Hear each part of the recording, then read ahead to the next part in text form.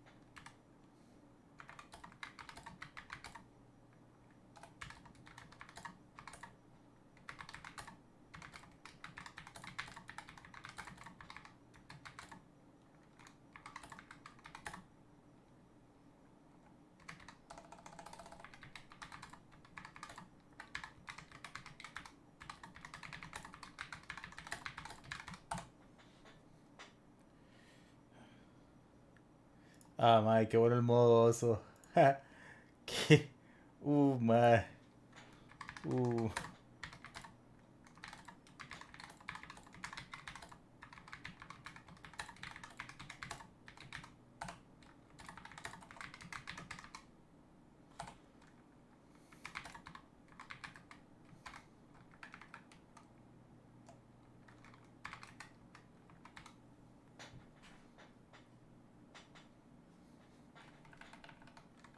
Ya casi vamos, chicos.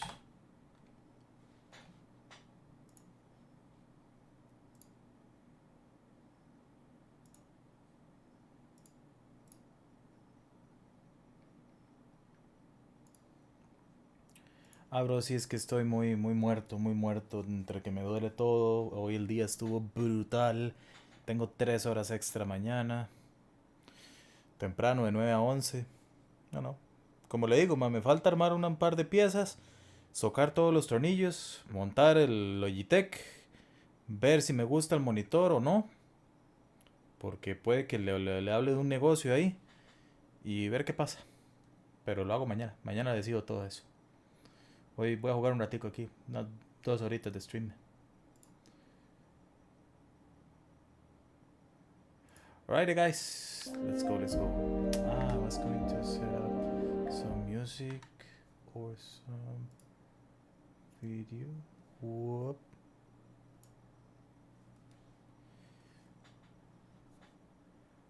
Okay, Discord is not going to be unused.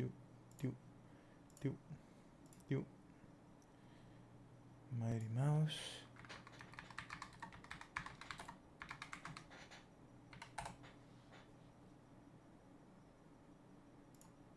I knew in my heart that some nerd in pajamas could whoop my ass. Look, you and one of the best boxers in the world right now in the room. Oh, I'm him up. Exactly. That's what I'm saying. People are, oh man, should I be a fighter? I was like, absolutely not. My first paycheck was, Oh. 500 show. Paycheck? Yeah, paycheck. Yeah. You get paid? I remember Ray Borg. Ray Borg right through in the air. Oh my God. Thanks, brother. I'm sorry, guys, I have a monitor right here. That Miami one, I was in a different place. I had to like tap into some darkness. I was different. I was like, ain't no way this motherfucker beat me 4 times. When you beat him the final time, you your couch, and you walk off. And then I ain't gonna lie, when you went like this, hey son, boom, you did that now. Petty, bro. I just knew what I wanted to do in the back locker room. I was like, I'm gonna hit him. What?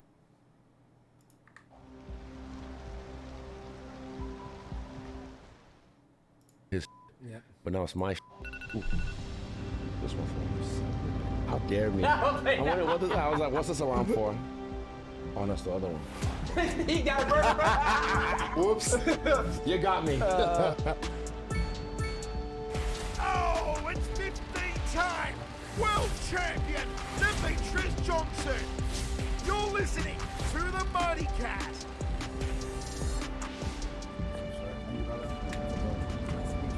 I was thinking, guys, that for our future project of a city or our expansion, let's say,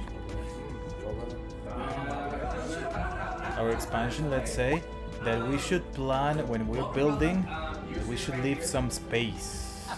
Instead of just doing one line, we have to create some arteries like this one. You see, this artery just goes into a little or a smaller driveway for the living area, and then it radiates to the Immigration, nothing. the industrial area. Normally, Sorry, I'm a little tired. But for instance, let me just try to find one. This one. Instead of building another building right here, I should leave a space and connect it with another little road. We could really use what? No, I totally agree too. He's like, We could really use some more residential Don't worry about no buildings. fucking UFC. I don't worry about all that bullshit. Okay. I want to know the man. I want Exactly, to yeah. talk about like. I think you know what's funny as well. That one time when I was texting you and then like a little misunderstanding.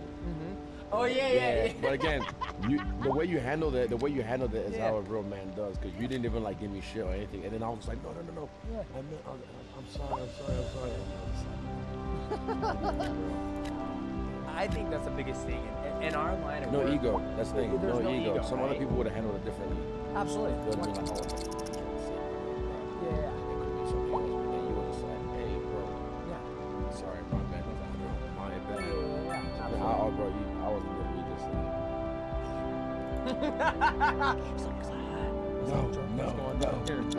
Mistakes happen. Okay, they're building more houses here. All the houses look the same. That's It's again. different color. Bro, Thanks, man. Oh, that right there, I really like this. and the way you set it up as well, and then you swung your leg over and just like the momentum rotated it. Okay, let me Is see it bow what and else arrow? we need. Bow and arrow. Oof, transportation. You know what's up in the game. Yeah. Well, I know, bro. I was like, yo, wait, and the way you set it up. Parks and recreation. Let me see what is He's a this. brown belt as well. Okay, Yeah, recreation yeah, building yeah. areas and parks increase the attractiveness of your city. It was. ¿Qué dice, perro? ¿Cómo está? Bueno, solo pasando a saludar. Dele, Rooster, pura vida, un gusto verlo.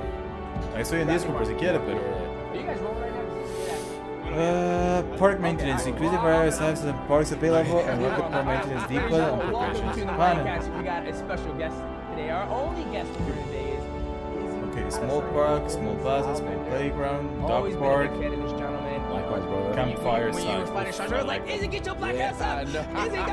Izzy, no! Yeah, And I was like, he's too black, he's too fast. I was like, he said he's too black. I was like, goddamn right, he's too black. So, thank you so much for giving us the time to have you here. So, Appreciate it, man. we've already been vibing out, ladies and gentlemen. Apologize, but yeah. You said why? Oh, Bradley Martin. You know, I Business look fire. at Bradley Martin as a gentleman who is looking for clout, and he's saying these things, right? And for me, I've been about that life. I just proved I am about that life, Of course. right? For free. If Nobody. you know, you know. Exactly, right? I If you don't- know, you know. And when you said it, I think maybe on the show, you said, yeah, I'll fight it. You said it to still 260 though. Yeah. It's funny. You know what's funny? When I was at when Jake fought Nate Robinson. Oof, look at the engine. Mike Tyson fought Roy Jones. What's that like? Oh, Jake called the hotel. go, go, go, go, go! It's burning! Oh my god! It's burning! Help! Woo!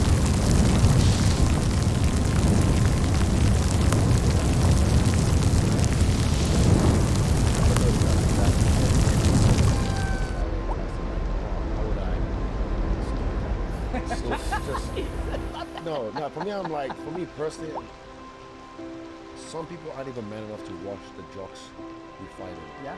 They're not even man enough or worthy enough to step in the ring or in the cage with us. 'Cause you're about that life. Yeah. And when they, oh, how would I fare? How would I? I'm like, stop. That's not. But when I saw what you did to that guy, again, kudos, Thanks, respect, man. That's why you prove.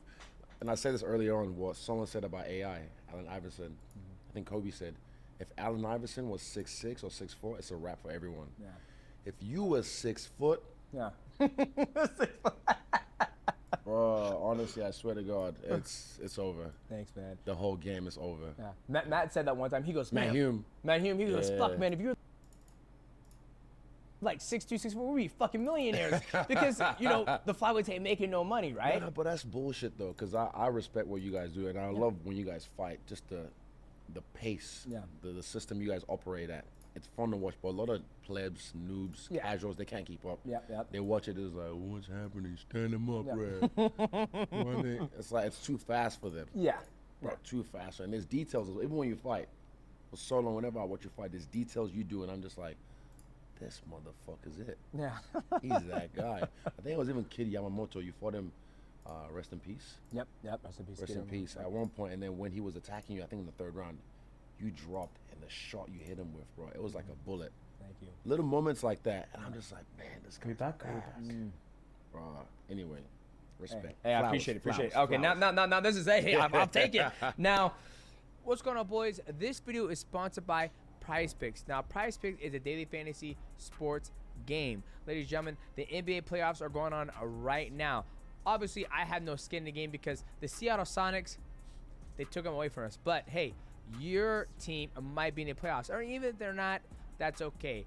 If you want to try Prize Pick, all you got to do is go to the App Store, download Prize Pick, whether you're an Android or iPhone user, and make sure you use my promo code MIGHTY. They'll match up to $100 of your deposit when you use my promo code.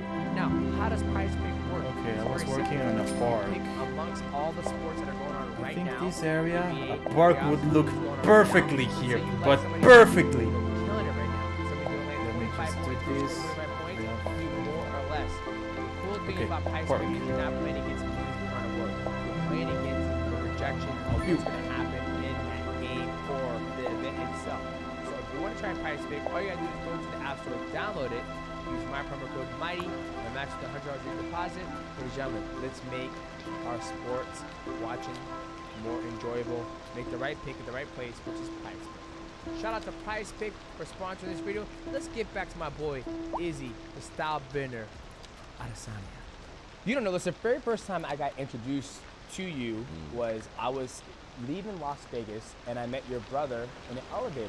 This He is came in the second elevator move. and he goes, hey man, I'm a big J. fan. Thomas I think I was Hornbuckle. going- Before he we came in, dive were going into our down. next We're in the selection, elevator I'd going like to down. take a He goes, hey man, my few brother's memento fighting. moments His to name is elaborate Izzy. on the formal And I was like, structure oh, he goes, are you gonna watch him? I was like, dude, I'm about to jump on the For flight and our head somewhere newer, else. less And I was stable like, but I'm sure listeners, he's gonna be fine. Like, first, I'm sure he's gonna be good. we'll be So I jump on dancing the- through and I the said, hey, al it's great to dente meet you. I section think your mom and dad were before there too. I entering think you're the wrong. slower But, I was largo like, hey, movement, finally, wish you then guys some luck, savoring but I'm the about to jump on a flight. vivacious So I jump on the flight and I'm anti-pasto watching this when movement. Brad So, Flores. without further ado, Vegas. let's Vegas, yeah. raise the First curtain. main event, and that was my maybe sixth We've recently been month in having what UFC. some are calling the yeah. worst Well, kind it's just of luck crazy because I there look at the is. time That's frame, I'm right. like, Today oh my we God, are I was talking almost on about my the exit increased out likelihood of the that UFC you'll 2018 that's fought by die. Henry and I That's left. not And exactly you were what just an getting in increased and I'm death like, rate it's crazy measures. how fast Either time way, goes. if I everybody is remember dying, saying that hi to gives your me brother the and creeps. your That's a mom, Dad, wild and then I jump on the overstatement. plane, I'm Are sitting there you watching, trying to make and I people remember you did that panic? Imanari roll. Did you say in the panic? first You round. I did said in the first panic. round. Bro, The that death should be rate is 5-0, but I skyrocketing. think We one gotta get judge out of gave it here. to him 'cause of You that go, moment. I'll But stay again, and But clear up I the was mess. just- the judge don't know We'll the be fuck back they're watching, after right? this. You never know what they're watching. Interesting right? news from the city's export division. But I saw it and I was Sources like, oh, tell wow, he's us very that our fast. city He has goes more distance. services I was than like, we oh, know what to he's not do scared to with. try things. And you He know did what the that Imanari means, roll, and I was folks. like, Crazy. It means we're Then ever not since cutting then, I was things like, okay, close I'll keep enough. an eye. Well, I barely no, remember that. The they're Imanari going to roll. I start missed the selling the it and paying grab. money I didn't into catch up local That's properly, right. but I You was could trying. almost I say tried, and then he it's kind of too much of a flurried on good the way up, thing. and I was like, Or come we on. could Yeah. say that you're enjoying a positive balance, and the So that was the economy first is time I got introduced to booming. you. More after But your this. background, so extensive in kickboxing, and you've done boxing as well. And you're a beautiful, beautiful dancer. I see you, popping and doing I'm your thing. outside, Yeah, I'm I see you outside doing it. doing my thing. Where did you start in martial arts? Like, because I feel that story's never been told, but I haven't been able to see it. I haven't watched a documentary yet because it has a game on, in the States or whatnot, or I haven't had the opportunity to Shout out watch to it. Greed. That's why. Who is it? Everybody's trying to get I know, fucking piece of the man's exactly, pie. yeah. That's Okay, all good. It's a beautiful documentary. But dancing, for me, But where did it start for martial arts? Martial arts. Walk me through when you first, because I'm assuming you started dancing first, in elementary or did Taekwondo as a kid in primary school in Nigeria. But Jackie Chan was my guy. Everyone he was the man. Jackie Chan was my guy. Because whenever he fought, he always seemed like he was having fun. He was clowning people. And then from there, I did Taekwondo as a kid. Got to Europe. Let's put another park here. Would be a great idea. They have one here. Yeah. Oh no, I broke. Yeah. They broke should one. have another here. And then eventually, on the age But 17, this one a bigger one. Small plaza, small playground. Let me see the size of the playground. in 6 weeks. First fight. I remember again.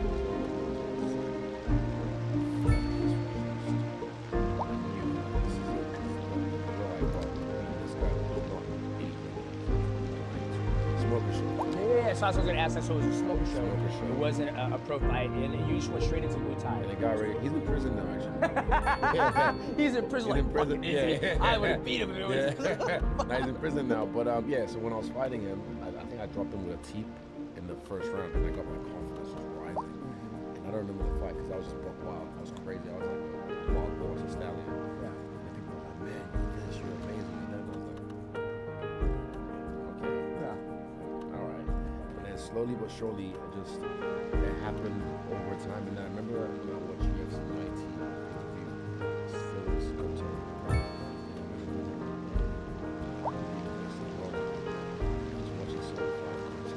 Something I just related to him. I already knew Silver before that. 'Cause I watched Yeah, absolutely. the DVDs, back in the day, Blockbuster video. Yep. But that was the one that stuck in your mind, like, shit, he's successful. I like skinny and black. I'm skinny and black. I can whoop these motherfuckers. Yeah. And from there, it just, I just knew. I would say from fighting before, I said I was the greatest, even though I didn't know I was. Like Ali said, I said I was the greatest before I knew I was. I just felt it. And over time, it transpired into what it is now.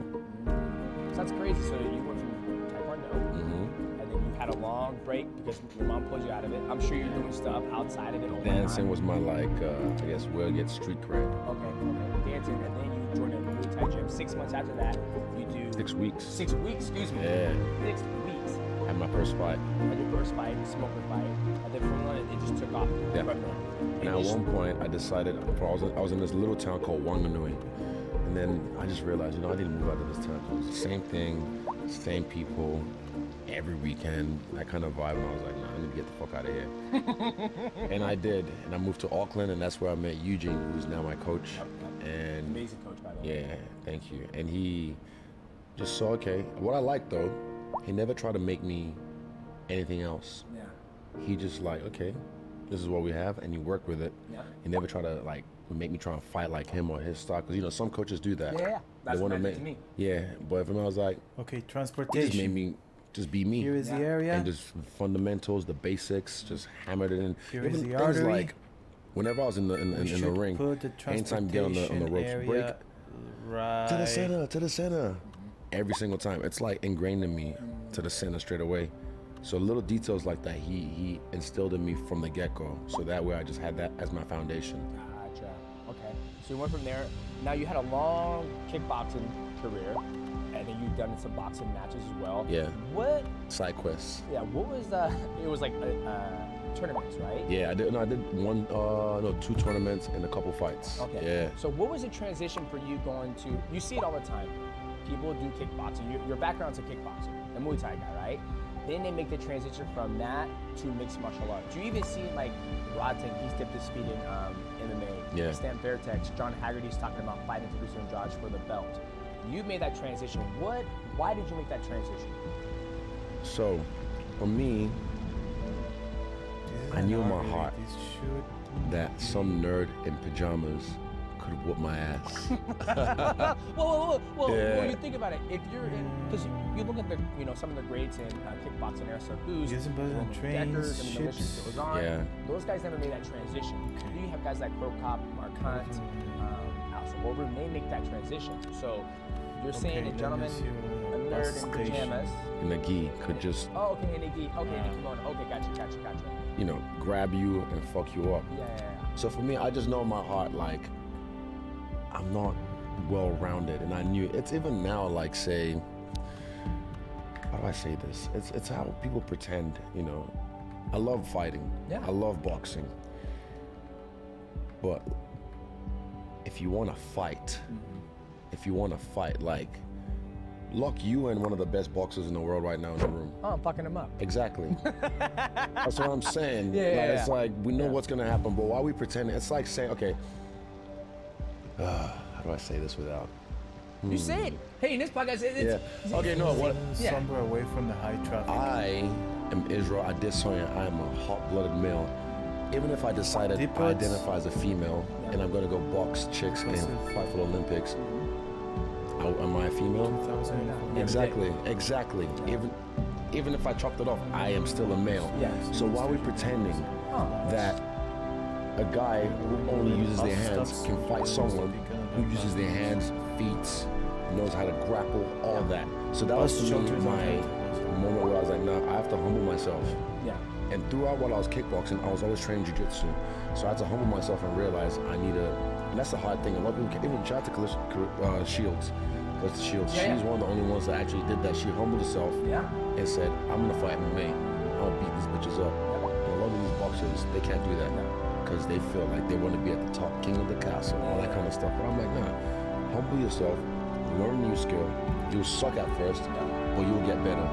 I think Lomachenko and Terence Crawford, they're probably two of the only people I can say that I know Terence can wrestle and so can Lomachenko. If they wanted to fight MMA, they could. Yeah. But They're athletic enough. They have the mindset. They're like, hey. and they know how to wrestle. They know like the details of certain things, so they can keep a distance, sprawl, and then knock motherfuckers out. But again, for me, that was my moment where I was like, no, I just know in my heart. Like, even if I'm a kickboxer, I could have done that whole thing, but I was like, I just know some nerd in pajamas can choke me out, I just know as a man, like in an alleyway, it could happen. So I was like, nah, I need to be able to just beat anyone, anywhere. Yeah. So that's what made you transition to mixed martial arts and to pursue fighting in MMA, just so you can be well-rounded. Also, I like the gloves as well. Like the big gloves in boxing or kickboxing, you can hide behind those. You can just shield. And MMA, it's hard. It's hard. And also, when I hit people, I was like, I can find the spots easier. Yeah. Pop, game over. Stop. Yeah. You want a shot? Why why not? are they What's up, Iz? not Shout out to building? Terramana. I know you're a big fan of WWE. What'd you think of WrestleMania, The Rock? So I haven't finished it. I only found out it was on Netflix, and I tried to download it on the way here on the flight, so it wouldn't let me download it. But I watched the highlights of The Rock's fight. I watched Logan Paul versus Randy Orton. And yeah, I'll finish the rest of it, but yeah, it's still real to me, damn it. Hey, brother. Thank you, sir. Appreciate you, man. Pleasure. Cheers. Hey, always. Cheers. Man. Whoa. Breakfast. Yes. Okay, so you make your transit into mixed martial arts. You go on a tear, become a champion. I work at a gym called UFC Fit. They're always playing the highlights. Where do you live? Where's your Yeah, so I live in Washington State. not DC? Not DC, Washington State, in Seattle. Seattle, yeah. Suburbs Yep. from Seattle. Been there pretty much since second grade. And I jumped into mixed martial arts after high school. Met up with Matt Hume. I always like that picture of you as a bricklayer. Yeah. Because even me, I don't celebrate my birthday. Yeah. Why not? Every other fucking week's my birthday. That's mine. You know what I mean? He woke up and goes, but like it's always about me. In my life, even I'm sure in yours as well. So for me, I'm like, I don't celebrate my birthday every fucking day. I don't need another day that's all about me. But if my mom and dad want to celebrate me, people love me, sure. But September 4th, every year, because September 4th, 2013 was the last day I left my last 9 to 5. And I remember that day forever. Next day, I was on plane to China. I planned to leave that job 3 times and I failed. And then that day when I finally made it, Then I set it up properly. Then the next day I was on a plane to China. I lived there for 11 months and I fought about 24 times. Damn. 1 month I fought every weekend, but I fight smart, so I'm not one of these guys who's rock 'em, sock 'em. You're defensive. 2 and you're knockouts as well that month. So that month was fight, fight, fight, fight. And that got me my experience as in like XP points. Yeah, absolutely. You can't buy that shit. You cannot. You gotta do it. You gotta. And I was there to again. I was there to make them look good. And when they realize, Oh fuck. Yeah, because they're like, oh, we're bringing this black guy over and we'll kick his ass, and exactly. you're like, nah, motherfucker, I come ain't on. no journeyman. Exactly. They're like that now. Okay, let's bring him on our side. Yeah. But yeah. I love that. Yeah. You celebrate. You don't celebrate your birthday. You celebrate the day that you left. Quit my job. You quit your job. And Yeah. you try to quit it 3 times. You've gone back. Yeah. And you believe in yourself. Yeah. Right. Like, I love that story because a lot of athletes, people, are like, oh man, should I be a fighter? I was like, absolutely not, because it's a long It's hard road. It's your first paycheck. You know, obviously times are different now. My first paycheck was 500. Paycheck? Yeah, paycheck. Yeah, You get paid? yeah. You get paid? I think my first paycheck was 'cause I Connect went your to line. Australia, fought. Sluggish stop When I shelter. came back, I think maybe And 1,200 station. or 1,000. Yeah. And yeah, that was my first paycheck. I fought in Melbourne, Yeah. kickboxing. Yeah. And I was like, oh, this is nice. But then when I started going to China to fight, because I'd go fly to China, fight there, come back a few times before eventually I was like, I need to get the fuck up out of here. Yeah. Because again, life was life. Yeah. And you know, when life puts pressure on you, it's like God trying to like make me move, make me make a difference. And I was like, I need to get the fuck up out of here. And I knew China had an opportunity for me. And forever grateful. Yeah. Forever grateful for those moments, because again, There's the experience points you got. XPs and also a lot of fun stories. Yeah. Because, what's up. yeah. Bro dogs, man. Second Moon Radio with your host, Jay Fucking love Thomas that. Hornblower. Okay, you become a Tune champion in in UFC. tomorrow for a second chance. Like, what to was hear that the experience music like? Like, you of finally, yesterday. you celebrate, when you quit your day And job, you on to become the our champion, main best in the feature world, story. knock a The burgers commercial out, district highlight, is you're the booming, man. as What was the that like? area Coming is from the attracting background when you more first started in high-end stores, Taekwondo, bringing the Muay latest Thai, in luxury and to our you neighborhood. jumped into mixed martial arts You can because you now thought shop someone for in designer pajamas could fuck you shoes up. while Now sipping you're a the world fancy champion. What local was that like? Java You finally mate. made it. Or so What my did that wife feel like? tells me. Felt regular. That's good so for business 221 and Perth good was for my the UFC community. debut. Thanks. And I remember Jay. like someone was walking around We'll with be the old back belt. after And I was like, yo, let me see that. And I was holding it. I was Industry like, in the yeah, region one is day, on let me the get this. And rise, and when I always business knew I was is going to be doing champion. well, that floats Don't our ask me boat. There's why no or whatever. sinking And I this just boat, be like, Glenda. even now, you know what's funny when fans go like, man, I hope you get that belt back. I'm like, You don't need it. fuck the belt. You I'm don't coming need for it. heads. Yeah. I've always said this, the belt means nothing. So when I got the belt finally, I beat Gastelum, shout out to him. Always remember that. I remember just being like, the That's same. okay, I don't know felt what I no did. difference because I always felt like the champ. Yeah. I always did, and I unified it. My first defense, Rob Whitaker in Melbourne, still to this day the biggest gate. Love that shit. Oh man, and also you too. What I love, you emote. Oh, yeah. That's life, bro. People don't understand that, bro. I'm like, when I do that kind of stuff, I'm doing it for me because Yeah, I like to be creative. But Yep. then all these guys like Ray Rod, Snatching Snacks, they get so much to work with. Yep. And they just fucking pop, pop, pop. And it's also you living out because I know you're a big anime fan, right? You're also living out that inner child where you're like, Ninja Kamui, you on that? Ninja Kamui, you watch That's that? on I watch HBO on Max. nine anime. Oh no, Adult Swim. It's on Adult Swim. Adult Swim. I haven't seen it yet. No, I- I think we're 8 episodes in, maybe 9. You would love that. Okay, I just Ninja finished. Kamui. I just finished Solo Leveling. I just watched a bit where he fought who did he fight in the cave? The stealth guy who Yeah. he kills people. Yeah. It's good. Like that's the thing about. Before you leave, I gotta get the one you just finished. Ninja. I'll send it to you. Don't worry, I got Send it to you. me. Send it to me. That's the shit. Is it? Okay. Yeah. Okay. I'm gonna look for some new stuff because I finished Solo Leveling, and then you know how it is. It's like Takes a I while, got yeah. 2 more years, 3 years. So I just read the whole fucking. Yeah. The, What about Invincible? It's not anime, but you I watch that? haven't watched it yet. No, you gotta. Invincible, bro. You have to watch Invincible. That's on Amazon Prime, right? Yeah, on Prime. And that follows the story kind of like It's The a Boys. comic book, yeah. You like kind of like The Boys, yeah. Okay, It is. okay. But, so the first episode, Sadiq, shout out to Sadiq, is fighting this weekend. He put me onto it. Okay. When I first watched the first episode, the end of the first episode, I was just like, what the fuck? Oh, really? One of the best fight scenes I've seen in a cartoon. Okay. I'm sold. Done. Say no Oh, more. bro, say less. no more. Say less. Okay. But good story as well. good. And then even recently, X-Men '97. So I'm waiting for it all to get done. I heard everyone was trying. You have kids. Yeah, I understand. You have a life. You know, you gotta. I understand. I get it.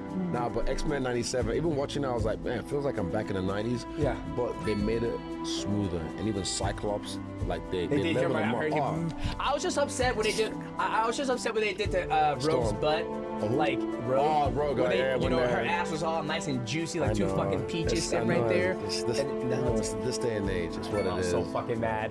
I was like, why you do that, man? Give me your heart. And I'm watching 97. I'm like, yeah, let me show that thing. You like that? Yeah, so I'm gonna try to watch it, but Yeah. I Ninja love all that. Kamui, X-Men '97, and Invincible. Oh, Yeah, I've been seeing all of them, and there's just so much good content out right there. now. We're blessed, bro. Yeah, it's a good. What a time to be alive, right? Fuck yeah. Sitting in front of one of the greats right here. You, I was no, like, you. bro, nah, you, no, hey, you, hey, come on now. you, see this? Goosebumps. I swear to God, man, honestly, like, we haven't met properly, but I always felt like I knew you. Yeah. Because I love what you do, love how you reference, like, anime, even in your life, your fights, the way you emote, the way, what you stand for, everything. Because me, I always tell people, look, I'm no one's fucking guru. Yeah. I'm not your role model. Raise your own damn kids. Yeah. I've always said that. But you are a guy that the way you held yourself, even fighting, from where you came from to where you were, and then you left. I felt that you left on top. I thought you won that fight as well. Oh, Henry.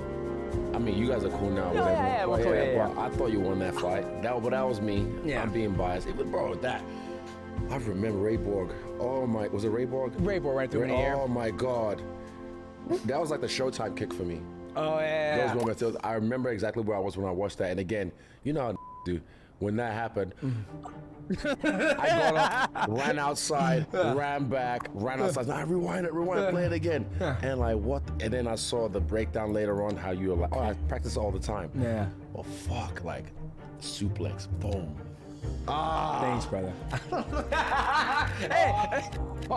Just technique, bro. Beautiful. Just fucking Thanks, man. masterful, man. Yeah, it was a good time. Yeah. I mean, I don't regret the fact what I chose to do when I got traded to one championship because Yeah. it gave me the opportunity to. I feel all the greats. You know, you fought in China. Yeah. You fought all around the world in kickboxing, boxing. I've only fought in the U.S. under one organization, so you got to experience all that. But now you do that. Now I've been able to do. I've done that, right? And I've done a Muay Thai fight, you know, mixed rules, whatever. And That was so cool, and you survived the beginning, because I was, bro, the beginning. I was hurt. I ain't gonna lie. I I was gonna hurt. was just like, oh, fuck, oh, no. And then when it was round two, I was like, oh, here it comes. I could see the change. Yeah. And then he was backing up. Yeah. And I was like, welcome to my world. Yeah. My boy. I'm the captain now. Look at me. I'm the captain now. Oh, you took him, and it's like, Oh fuck. because I was nervous, man. I was like, oh, 4 ounce gloves, and then he fucking slangs too, man. Yes. Oh my God, he slangs like a motherfucker. He's been the only other person that's hit me, and I'm like, oh shit. Yeah, Like, you feel that. Oh, I felt it. Like when he hit me, he hit me. And I was like, oh shit, grab the motherfucker, and I grabbed him, and then he elbowed, and I was like. Then I started to get because it's Muay Thai is different. It's you go right. In MMA, it's like you're moving, you're measuring distance, elevation change, you're measuring the void. Yeah. And so with that, he just clocked him right off the start, and I was like, holy shit. Yeah. And then it just became a fight, and then obviously in the second round, my boy James, shout out to my boy James, he goes, look at him, he's fucking running now. And I was like, get him, and I was like, things have changed, right? And but Again, it's a real fight. it's a real fight. Bro, let's not go back on there, but this is exactly what we're talking about. It's Yeah. a real fight now. Yes. It's like, oh, now I can grab you. Yeah. I can throw you on the ground. You ain't wanna gonna come up miss? in my face and fucking punch me. I'm gonna grab you and slam you, right? And that's one of the things that I love about mixed martial arts, right? But see, here's the thing though, like I love that I try to be a purist in my mind, but it also makes me second guess it because when I watch you, I feel you can wrestle. I feel you can clinch. And you move so good, and you show and you kick, and the way you throw and you show your feints and how you Good move. impressions as well. I like that. Yeah, well, because I watch you and I study, and I'm like, Yeah. Jesus Christ, I'm like, you're so fast and you're athletic. And then I'm like, I know he can do it. He's athletic enough. He can do that stuff. And there's a part of me, it's like, well, he doesn't have to. He doesn't need to. Not right? yet. Not yet, right? And that's why I tell people, everyone's like, It's a trump card. yeah, exactly, If I right? need Until it. somebody gets you there. I'm like, boy, put me on my back. Watch what happened. Example, even the Brad Tavares. Yeah. I think I had him in a triangle at one point, and in the end of the fight, 5th round, I had him in a guillotine, but I didn't cinch it up properly, so it wasn't really tight. Gastelum, I had him in a triangle. Yep. What else? Do you feel that you don't use that because you don't have to? That you're Exactly. Okay. Every fight starts on the feet. Yep. I'm the best here. I'm like, cool. Yeah. I'm like, take me down and show me, and I can use it against you. Yeah. But again, I can wrestle. Yes. I love how these fucking casuals think. How do you Well, think I got this far? it's not just them. I sit around like, okay, if I was to beat Izzy outside, how did I do it with everybody? Even do it to myself. Of course. I was like, if I was to fight myself, I'm gonna wait outside. I'm wait outside and try to get me If I was frustrated. gonna fight me, exactly. Yeah. I think about that as well. I was like, well, how would I beat me? Exactly, right? So I'm like, oh, fucking wrestle fucking Izzy. I'm like, Izzy, you're coming, try to take you down. But then I'm like, well, he can wrestle. He can also have great takedown defense. The hardest thing is getting to Izzy. How do I get Bridge to the gap. The bridge the gap. How do I cross Yeah. that void without getting slept, right?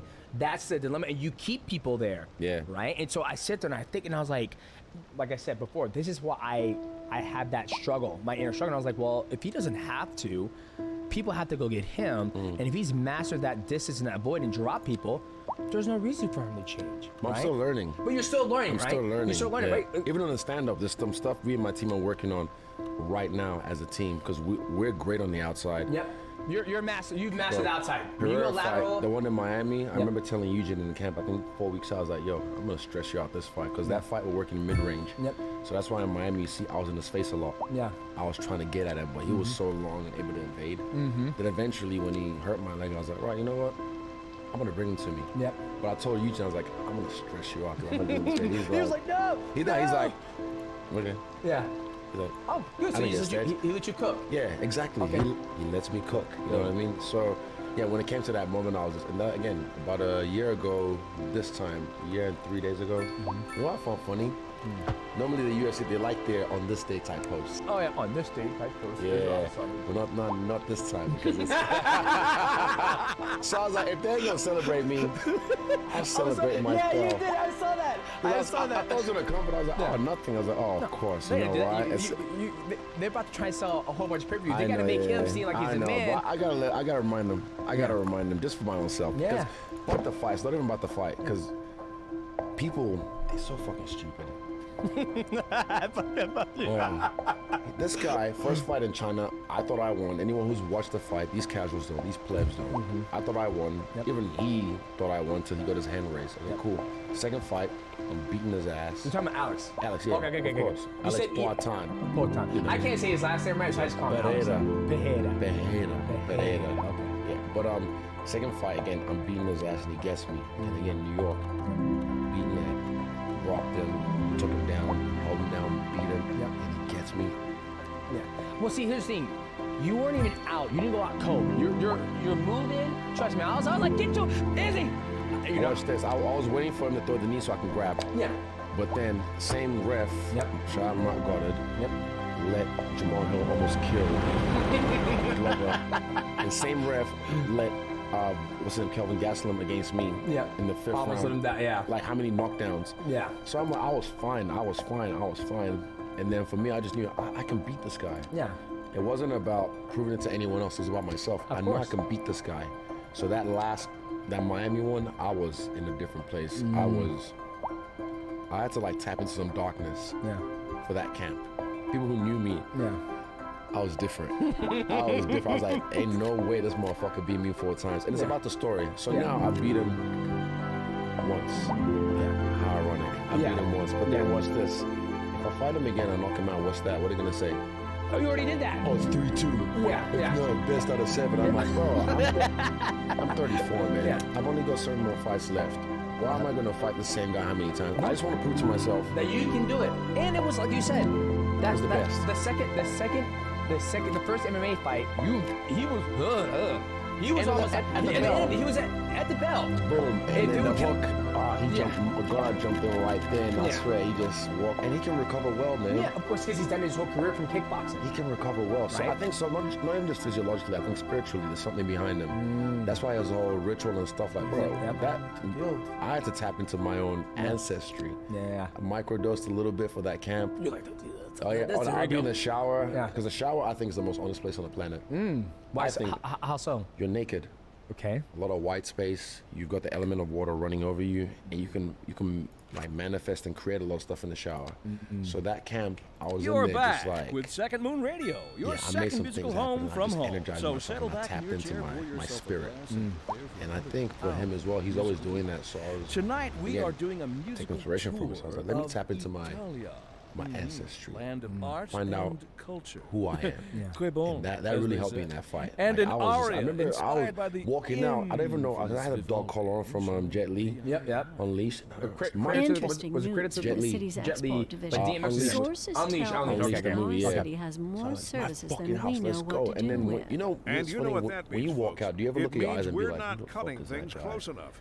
Well, no. The point is we're Something like that, selling yeah, a little it dark place and for myself, bringing yeah? money Yeah, into because like the when I country. watch my fights back, I look at my eyes. Almost Oh, say you don't it's recognize too that much of a person. good thing. I know he's yeah. there. Could Yeah, say but that it's- we're there he enjoying a is. positive Yeah. trade But balance. it's Izzy now. And the I'm fine. economy Yeah, is yeah, Yeah, but booming. when it's time to go, you're More like, after don't. this. When people meet me, they're A like, oh my housing God, you're a lot shortage is nicer driving than I up thought. prices in the area. President, you're a lot That's taller than I right, thought you'd be. Man, I ain't gonna fucking lie to you, dog. When I saw you coming, I was like, Jesus fucking Christ. I was like, I'm not getting close to him Yeah. for you to fight. That's not gonna happen. Everyone says Welcome, that. I'm like, yeah, I don't know what the Professor. TV So a does. Maybe housing shrinks me or shortage is whatever. But bad. the We're just same next to thing. someone who's Trying to move average. here. Yeah. Not, excuse me, not average, but the same height. And then me being 5'3", Yeah. things look a lot different, right? So, And they always like, you're a lot nicer than I thought. Well, I'm not trying to fight you. yeah, exactly. It's different. If I'm fighting you, then it's a different mentality. Yeah. One final One question. second. How much more Professor. time does he have? Is the housing shortage going to make We're gonna me be going richer? forever. I'll just have to do some signings. I That's want to all. make sure. I want to be respectful. I appreciate that. That's why I fuck I with you, man. like the sound of Ah, that. you got time. Let's do another 20. We got time. Okay. Yeah, another 20. Yeah, easy. Okay. No, I loved Thank when you, you beat him Professor. the final time you fuck your couch and you walk Yeah. off. And then I ain't gonna lie, when you went like this, hey son, boom, you did that now. Petty, bro. I'm petty, bro. Hey, at least you're honest about it, right? I know, but You're honest about I it. remember. Yeah. And you know when you walk out, you see everything because you're so hyper aware. I saw everything. I knew where it was Trump, Kid Rock, and Mike Tyson next to Dana. I knew where my family was. I knew where his family was. So as soon as it happened, because I got up and I just knew what I wanted to do in the back locker room. I was like, I'm gonna hit him with his shit, but now it's my shit. Yeah, exactly. So, bah, bah, and then I walked around. I was like, where are they? Where are they? Hey. I'm sure I'll see him this weekend. He's around because I'll get the prize this weekend. I know yeah. you guys are cool. I'm cool. I like Alex. It's the Paul Todds that they're fucking. Yeah. You know, as usual, you know what they are. But yeah, no, I respect him, and I honestly, he's a special fighter. He's a special human being. What he's done in this game, in fighting, and for his life as well. And I'll always respect him, and I'm grateful for those moments because, for me, it taught me so much about myself and where I can go. Seemed like the Calvin Gaston fight, and let me know Your limits. You're like, you can go more, bro. Let's go. And then that one, I was ready to die. But this one, I just knew. I was like, "There's no fucking way this guy." I swear to God, man. I was like, "I would die." Both times the charm. Both times, and then I got it done. And I knew, like, nah, Israel, there's levels. You can go more. You can go more. So stay tuned. No, I can't wait. I remember. I It's tried not gonna take like another 7 years before I get Strickland. Stay tuned. You watch. Hey, You watch. whoever you fight next, whether it's Strickland, DDP, whoever it is, you know my black ass will be Yeah. sitting here watching and rooting for you.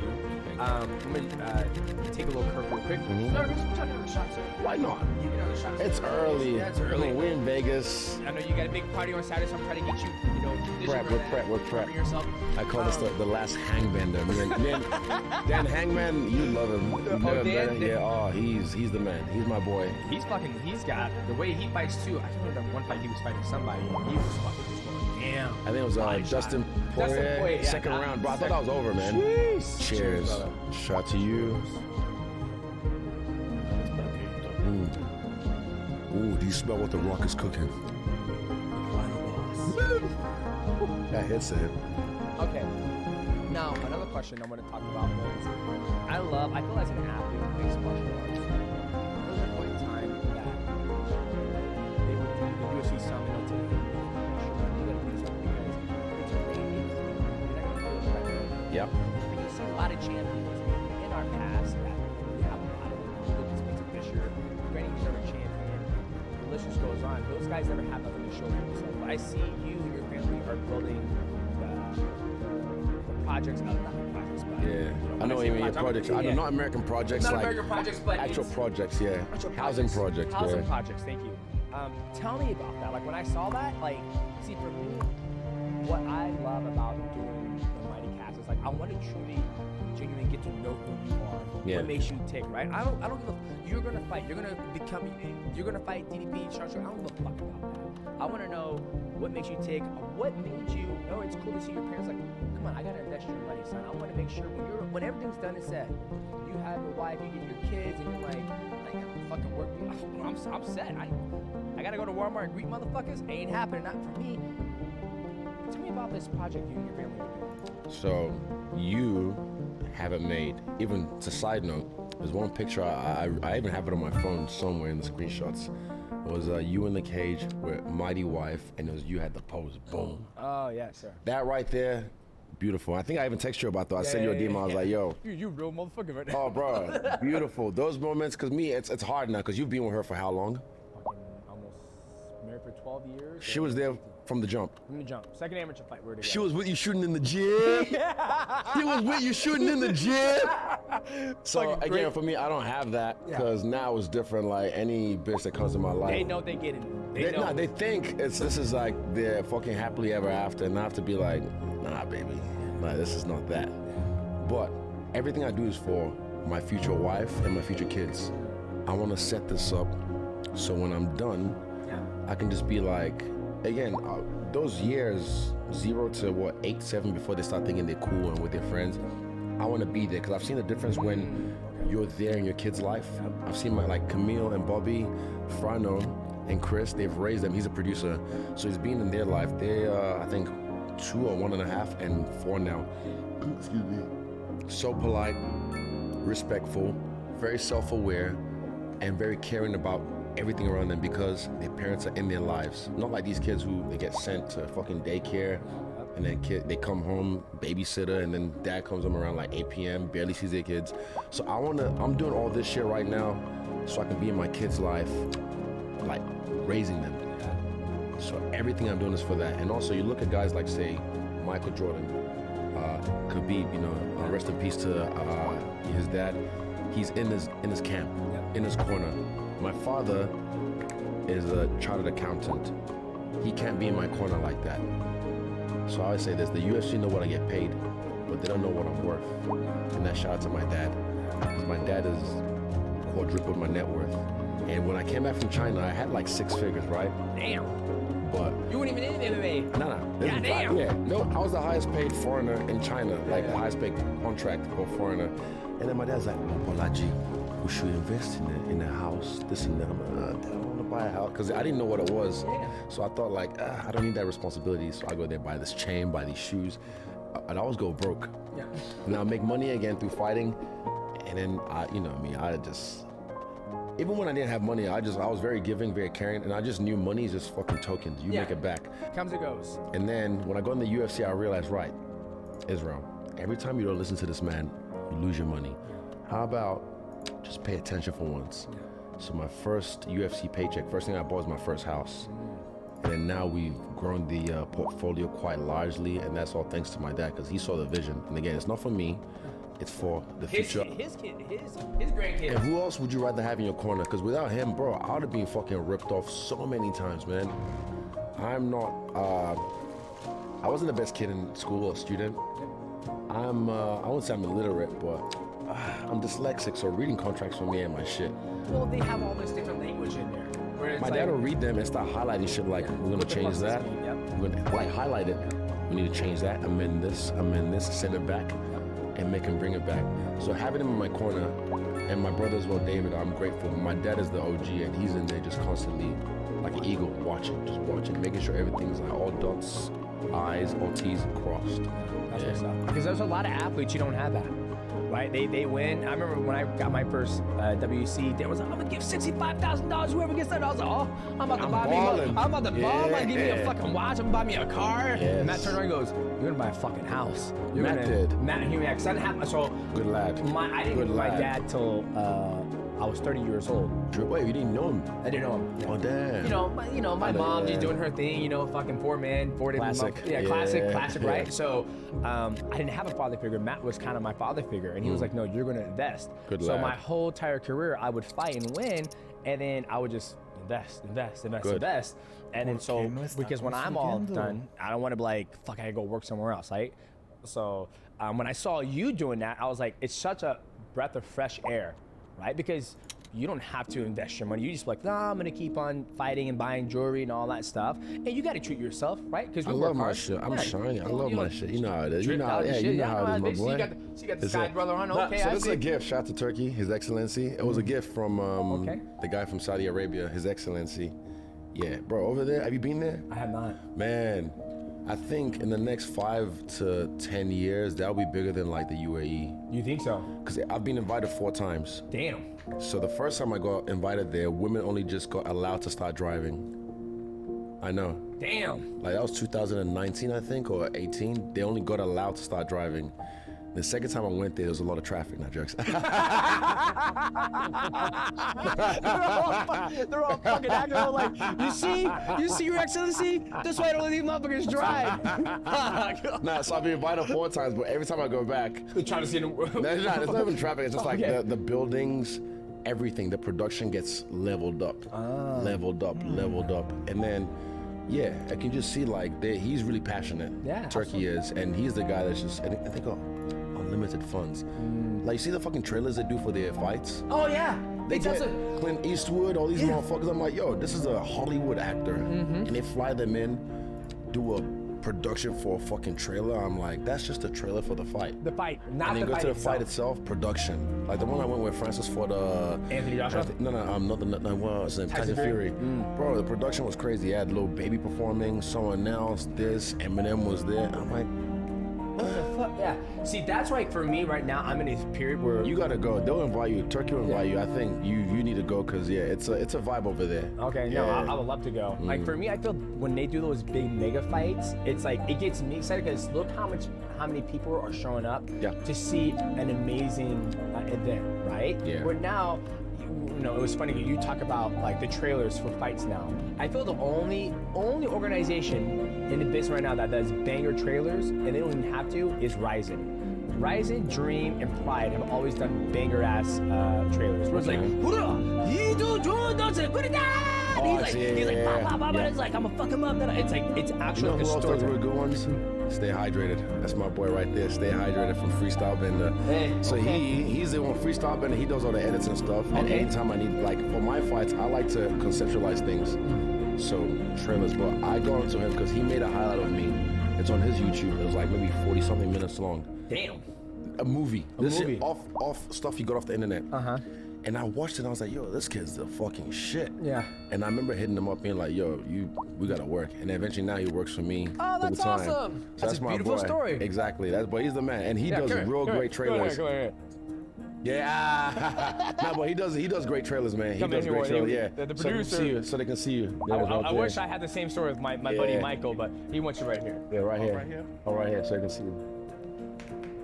Oh, you're around the block. Right here.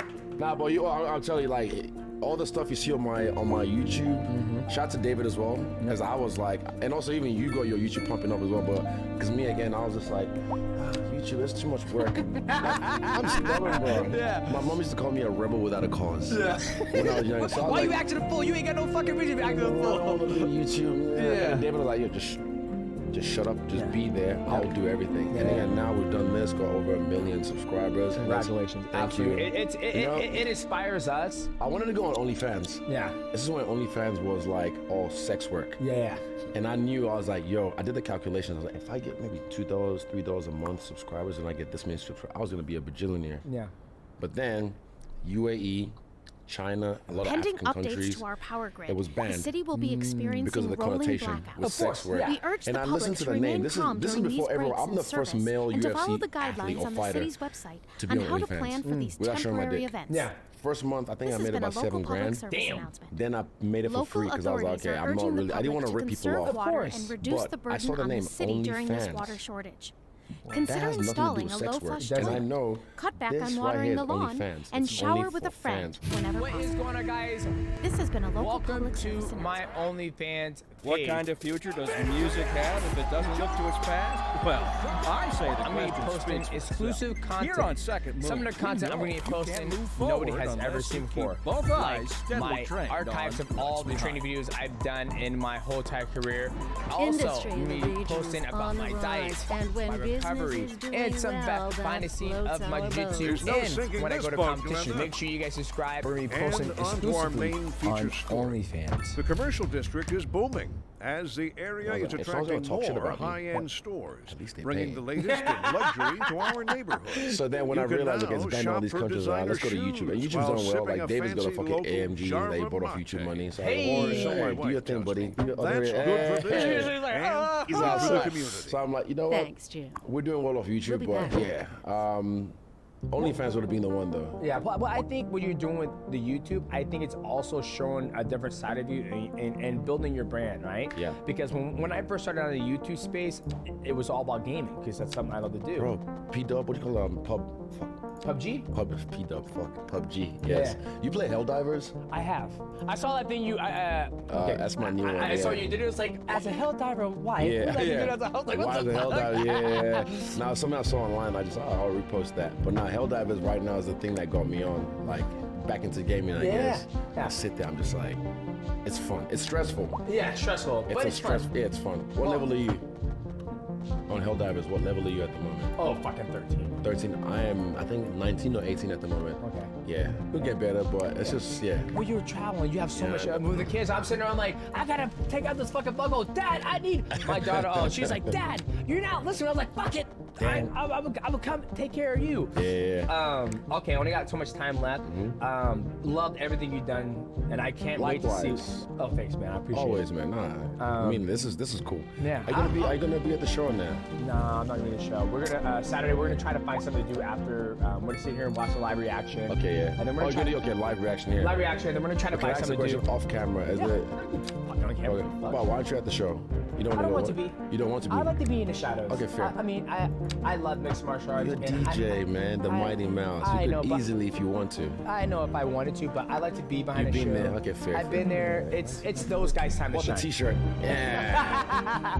No, I just I don't. I think eventually I will be back. You know, go to the shows Just to and all that watch, stuff. And yeah. it's, you know, honestly, I only have a select few people I like to watch. Yeah, right? okay. You're one of them. Right? Like, When I like fight live someplace, you gotta watch me live. Absolutely, I'd fucking I love wish, to. I wish I'm I sweating could my watch ass you off. live at one point in your career.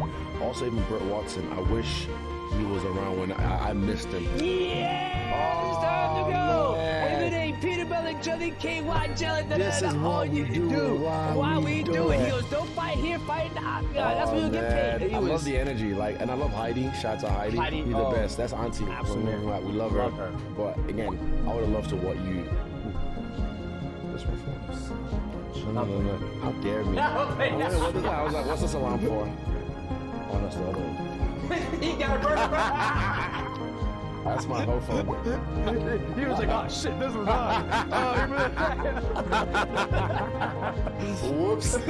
You got me. Yeah, I got damn it. He tell me over there, mother. He always tell me what to fucking do. I hate I that so got much. 2 phones. You need that. You need that. Yeah. I'm excited to see what's next. I know I remember we were trying to get you on earlier. You said, hey, I want to stay off because I want to work on my craft and get myself ready for the MMA from your next fight.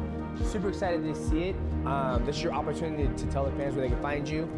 Find me on Instagram, Stylebender, the Twitter X, Stylebender, TikTok, Freestylebender, YouTube, Freestylebender. What else? Fucking, you don't know where I live. You can't find me. I should have a stalker, Do you really? but she's gone now. Yeah, oh. I had to tell Did her. Paulie off. take care of her? Yeah, no, I did. Oh. It's kind of hot though. Well, one second. Ladies and gentlemen, let you know, when Izzy got here, he was like, hey, I'm 5 minutes out. Yeah. Somebody comes into the studio, and I'm like, who the fuck's this guy? And he goes, Yeah. oh, I'm Paulie, I'm his security guard. I was like, you got a security guard? I was like, Yeah. God, it must be nice to have a Nah. security guard. I No, never but had a again, security guard. I have them not like for me. I don't need. I could have come here for Yes. myself, but they like to. It's an Protect you. experience. No, but it's an experience for them. Absolutely. Like come to see DJ, hang out, whatnot. But for me, having them around is more about fans. Because last year, allegedly, I might have clapped 2 people. Yeah.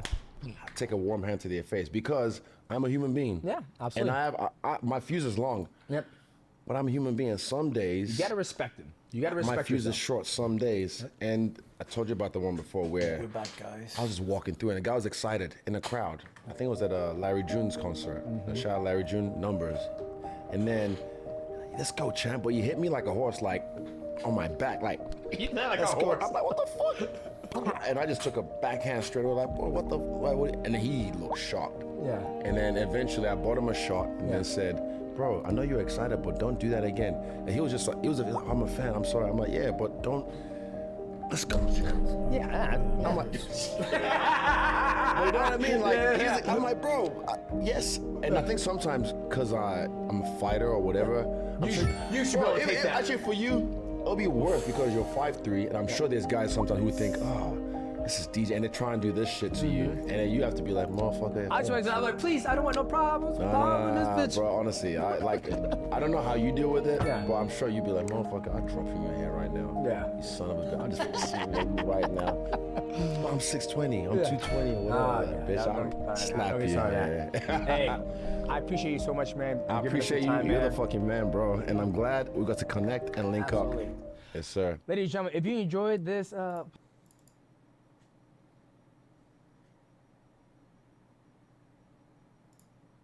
big fight just got announced. You're taking on Hamzat. How you feeling about going into this fight? He goes out there with undoubted confidence. I'm looking forward to testing that, to see how big the hype is. Paula was probably the best version I've seen it. The biggest key difference I could feel in that fight opposed to a lot of other fights, especially the fight prior, was just that when you're actually doing the walk, it's a terrible feeling, right?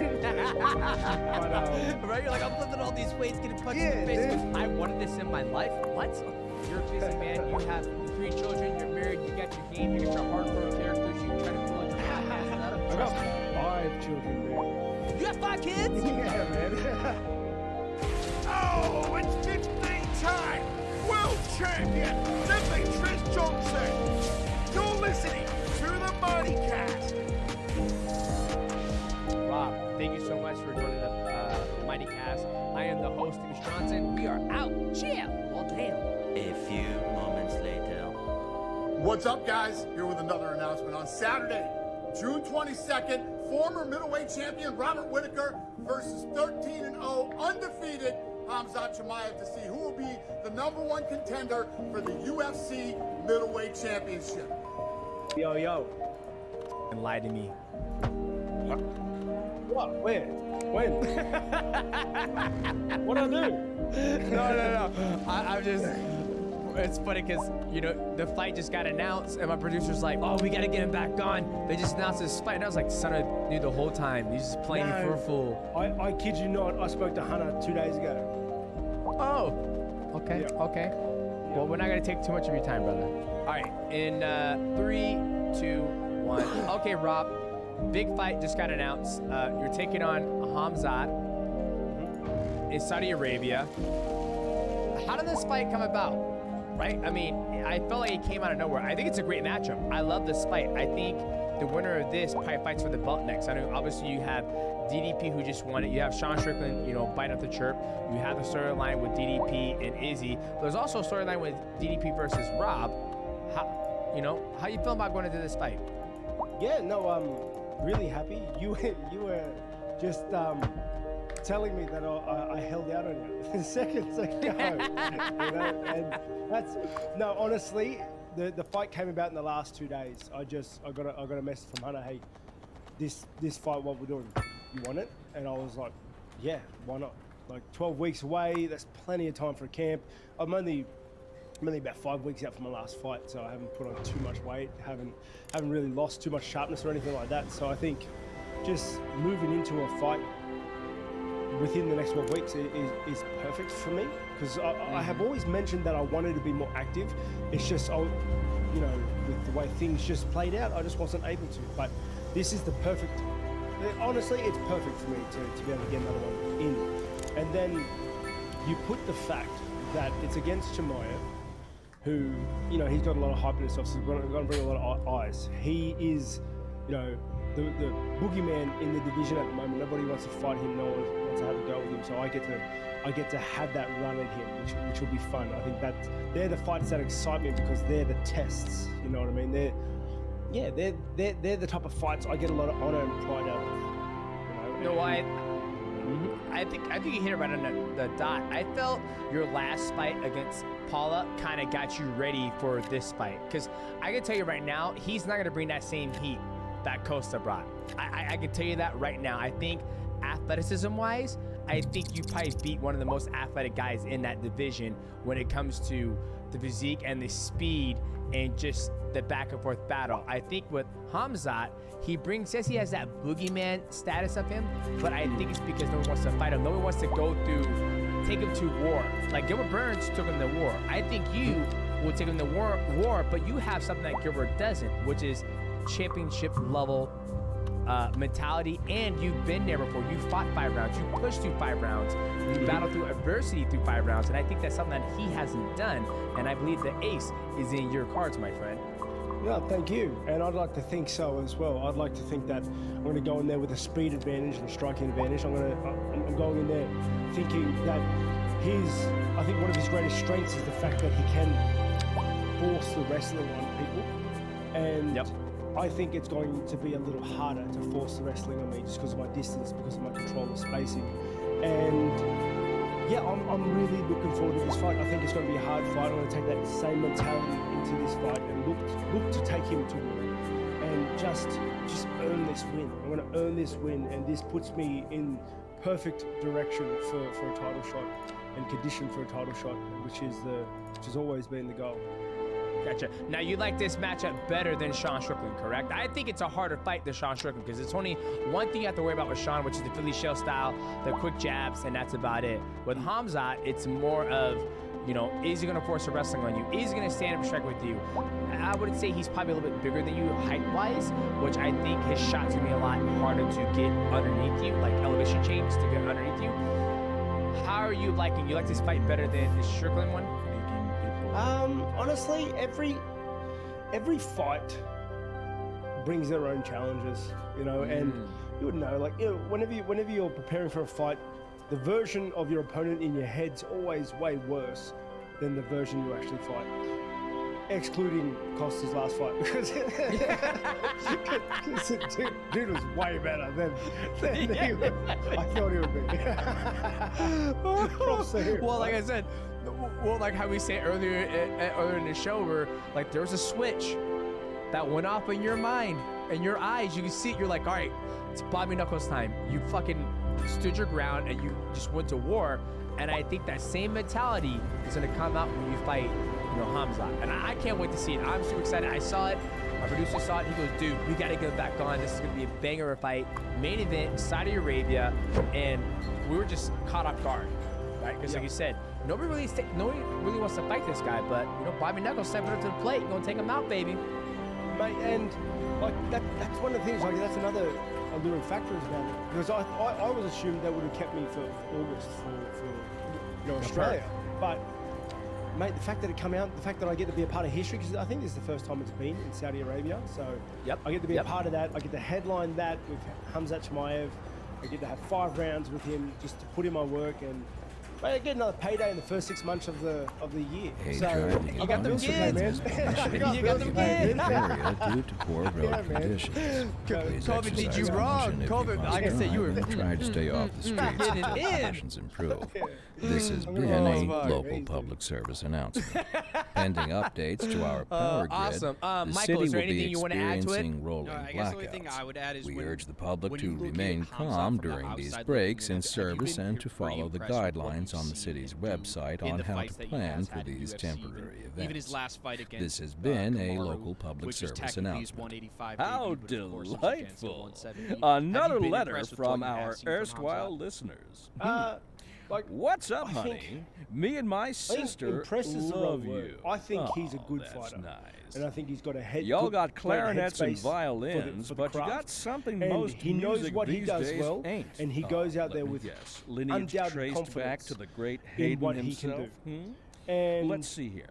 I guess Y'all got soul. that makes a very dangerous recipe but also So, it's something that, like, if it gets shaken, then you don't know which way it's gonna, the cards are going. My sisters say so I'm whoever looking you got forward playing to the testing it to see keys how got more big the funk hype in is. his If you would. pinky. But I told her that ain't I funk. love it. What's That's going on, ladies and classical. gentlemen? This Yes, podcast is indeed. sponsored by That Prize must Picks. be Now, Prize most Picks is a exacerbated. daily fantasy Classical music sports has been known pick'em. since Now, the ladies and time of gentlemen, the the cool thing I early love about Prize explorers. Picks is you Funk, are by not contrast, playing is an against entirely modern millions, conceit, and and I you'll mean find millions none of of people that around the here. world. You Funk, are as they playing say, against the projection. is for For the example, labourers. let's say LeBron Now, James let's is going hear to another have, one of those I don't know, soul 7 rebounds. Now you got like Industry in the LeBron James has region been is looking on good the rise, recently. and I when think he's on business fire is today. doing I'm gonna go well, with that more. floats He's our gonna boat. play There's us no for sinking 7 this boat, rebounds. Glenda. Or if you're not liking how LeBron James looking, We're he looks a little tired, live, you look like and his we're age getting is reports the best about a of him, traffic why don't you accident. go with less? And the cool thing about somewhere, Prize Picks is in not the just city. NBA. Road it's maintenance NHL. services have already been dispatched, MLB and traffic flow just should started. They even return got to normal. Valorant, and then you But got if you're planning a quick trip out, you So might if want to wanna wait give a little Prize while Picks until a everything try, clears up. all you you're gotta do in is it, go you, to your app store, you already know. download it, No use and when you reminding do that, you. make sure you use my Meanwhile, promo code expect MIGHTY. delays and They will drive match up to safe. $100 of your deposit, and make sure you make the right picks at the right place, which is Prize Picks. Now, ladies and gentlemen, let's get back to the content. I had to slide in, your DMs, my producer's like, man, I want Robert on the Mighty Cast. I was like, okay. I sent you a message in DM, no response. I said no response. I was like, you know what? It is what it is. Robert's busy. He's getting ready to fight Paulo Costa, which was an absolute amazing fight. We'll get to that later in the show. But I appreciate you coming on, man. And how's life? How's the wife? It's been a long time. Last time we actually seen each other was New York, and I think it was like 2016, 17. Yeah, that was like 5 years ago, dude. Hey, firstly, to my defense, I did get back to you on the DMs. Okay, it was just months later. I don't check them ever, just about. Okay, so it was just happenstance that I was scrolling through. I was like, oh, dude, these messages, what's going on? And yeah, so I did respond at some point. Did? But yeah, I'm terrible at those. Thanks for having me on. It has been a long time, man. Like literally, it's been like 5 years. And obviously, with yourself, life has changed big time. With myself, life's changed big time. So yeah, man, life goes on. Yeah, that's what's up. Well, like you said, you get back to me. Okay, man, so let's start from the beginning. Obviously, I feel when you fight, you have a certain style of going about your fights. You're light on your toes, you kind of take a karate stance, but you can do it all. You can strike, you can wrestle, you can fight in the clinch. What was the beginning of your infancy into martial arts? Like, did you wrestle? Was it karate? I'm going to go on a limb and say it was probably karate, but you got the nickname Bobby Knuckles. Like, where did it all start? I guess it all started with karate. I did start in karate. That was my first discipline. Parents wanted me to do some martial arts, just to do with the kids, and yeah, I just took to it. I don't know. I was one of those boys that I don't know. I feel like every other boy can relate. It's just like I liked fighting games, I liked fighting shows, I liked pretending I was fighting people outside, and I was just always drawn to combat, and I really liked martial arts and stuff like that. But the biggest thing with me with karate was that I just wasn't quick enough, because when I was a kid there were no weight limits, and I was like a heavier set boy, not fat, but heavier set. Okay, and there were just like these thin, lithe, fast dudes that would just piece me up in points and whatnot. So I felt like I was always held back by that. And then eventually through doing karate, we moved house, and it was harder to get to karate. And so I changed to a local gym, which was Hapkido school, changed into MMA just when MMA was still blowing up, still really being introduced. So yeah, and the rest is history, really. Damn. Yeah, I can tell because when obviously I'm breaking down both of your fights, the one you fight Jared Cannonier, and I was like, wow, Robert really takes his karate style, the way he goes about. He's light on his feet, hands are down, but there's a lot of guys who take the karate style, right? Where you're point fighting, but you actually cross the distance, as we call it on the Mighty channel, the void. Like, you get in there and you're not scared to mix it up. But I was talking about producer, I was like, I bet you his background is karate, I guarantee. So that was kind of the question. So you started in karate, Hapkido. And then when did you make that transition to mixed martial arts? Was it an MMA gym, or were you still doing the karate stuff? And then you're like, I'm gonna do MMA fighting. Well, no. So I changed from karate to Hapkido, a Hapkido school. And the Hapkido school did Hapkido and Jiu-Jitsu. So that was kind of my first introduction into MMA. Because if you know anything, if you've ever done Hapkido or know anything about it, like in my opinion, it's like one of the most traditional forms of mixed martial arts, like earliest forms of mixed martial arts, because you have so many different things in there that are from other styles. So you have the wrist locks, you have your striking, you have your kicks, you have your grappling and your holds and your locks. So that was kind of my first little taste, and then obviously with jiu-jitsu as well. And then the school that I was doing that at slowly transitioned into just full MMA, less Hapkido. And yeah, that was my introduction into mixed martial arts. And I did the usual thing where you start with pankration. Remember, if you ever heard of that? Absolutely. I competed in pankration a few times, loved it, but was held back by the no close fist strikes to the face. So yeah, and then once I got of age, I just jumped straight into the octagon. Now, I want to backtrack real quick. You said Hapkido. I'm not very familiar with Hapkido. So you're saying Hapkido has grappling in it, or you're saying when you're at that school with Hapkido, it had jiu-jitsu, so they kind of encompass both of them together, or does Hapkido have grappling in it? It's good. It's not quite as detailed as jiu-jitsu, so it's not like complete ground game, but it has locks and holds and submissions in it. So think of Steven Seagal, right? I'm pretty sure what he does. I think what he does is Hapkido. I'm 99% sure he does Hapkido. So yeah.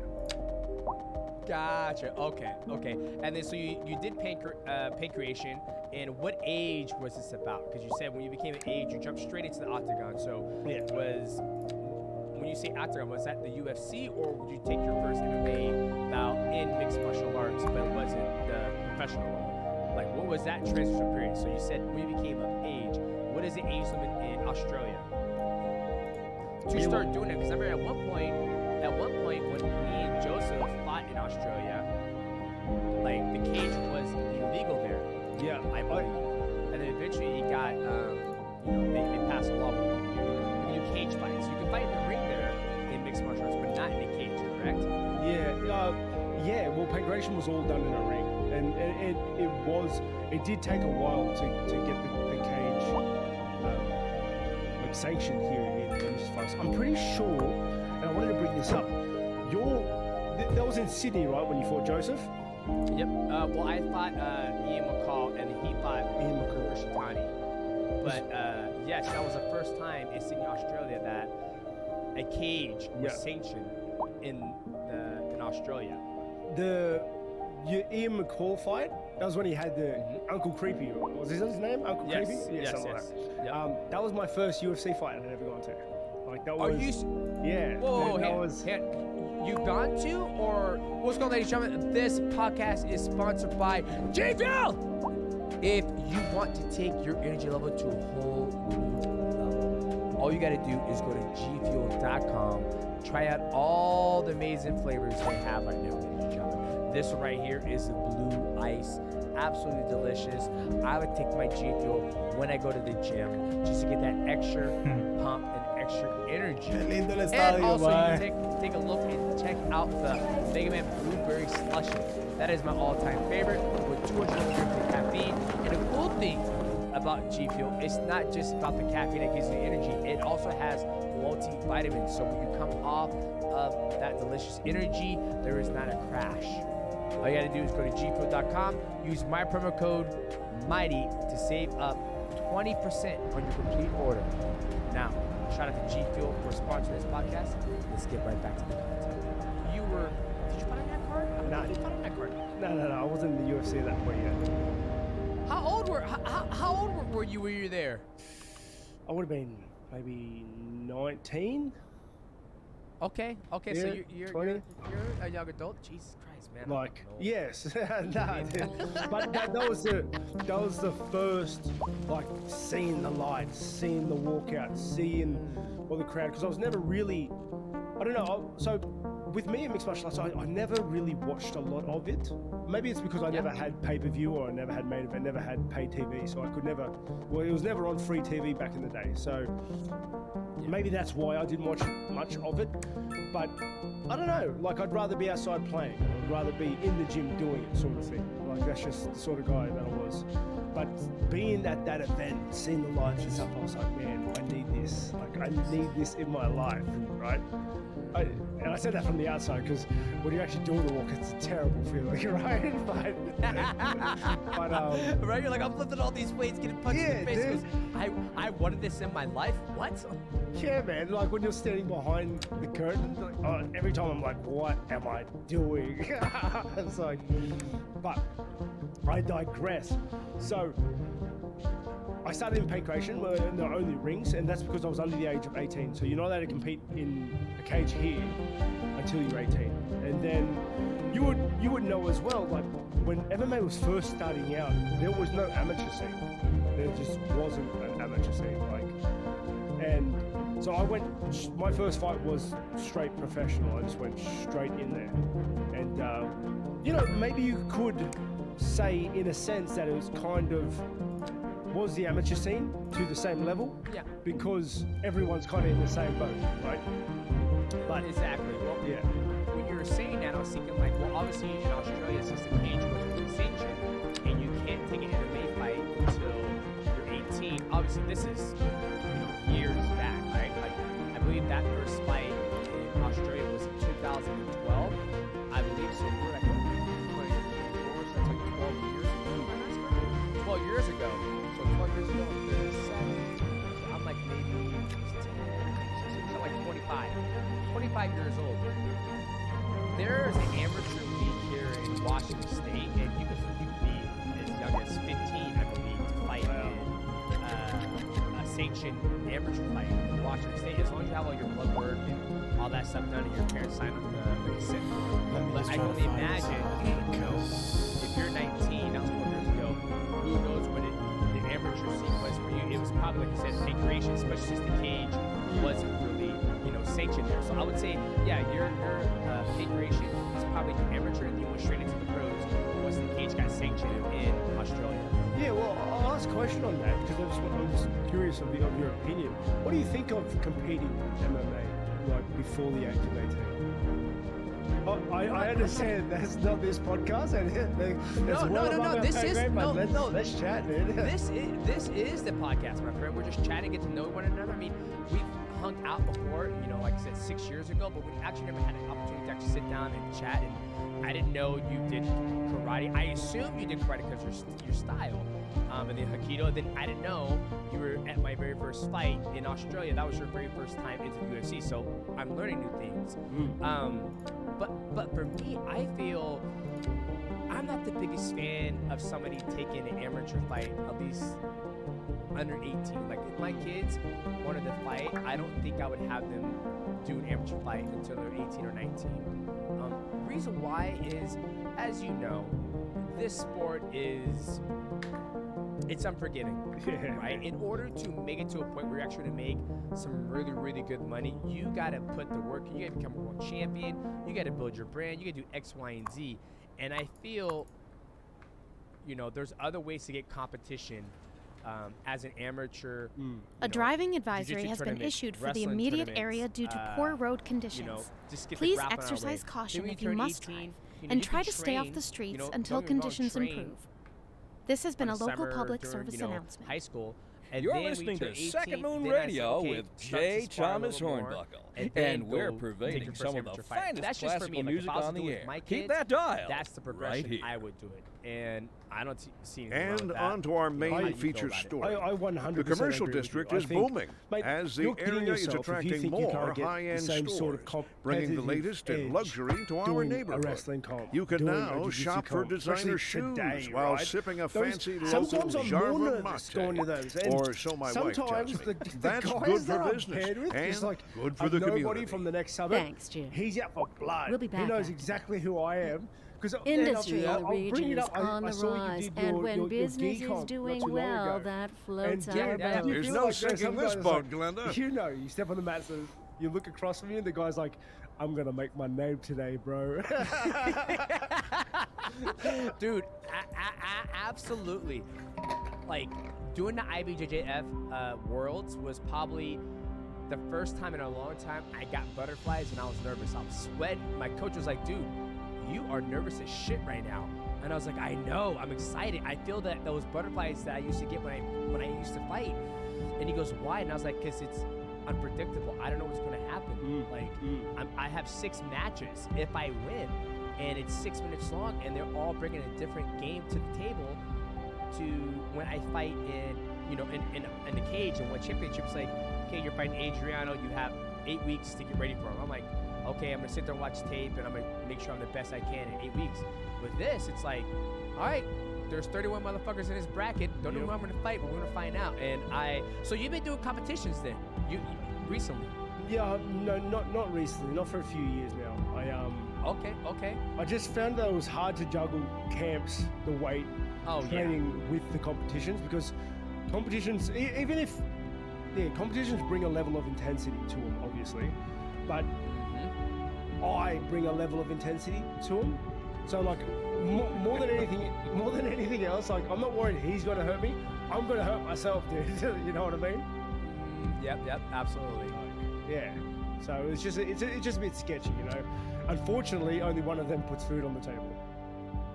Exactly, and that's, obviously, I'm sure there's gonna go a point in time in your career where, if you've been a champion, you have a brand.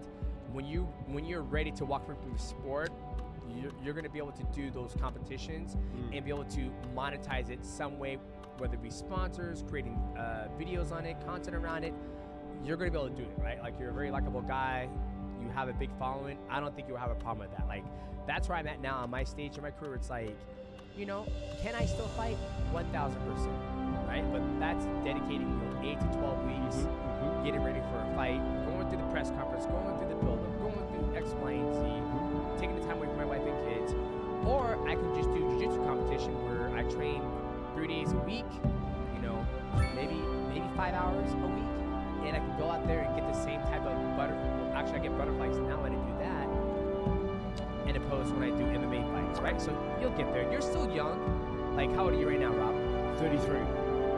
Yeah, you're still young. You got at least 4 or 5 more years left in you, because your last fight when you fought Paula was probably the best version I've seen of you. Really? Like, I've seen your Izzy fights. I've seen your Jared Cannonier fights. I've seen a lot of your fights, and that one, there was a point in time in that fight, I was sitting there watching it, and I can see in your eyes, you're like, okay, it's fucking game time. Like, let's go. You're countering his jab. You're coming up with a shovel uppercut, coming over the a 5-2. Like, you were engaged in that fight. You never checked out, right? A lot of people, when they meet another athlete that is super athletic and quick and fast, they're like, okay, I can't keep up with speed. But you were like, nah, like, I'm here to fight. You brought the fight. You were checked the fuck in, and I love every bit of it.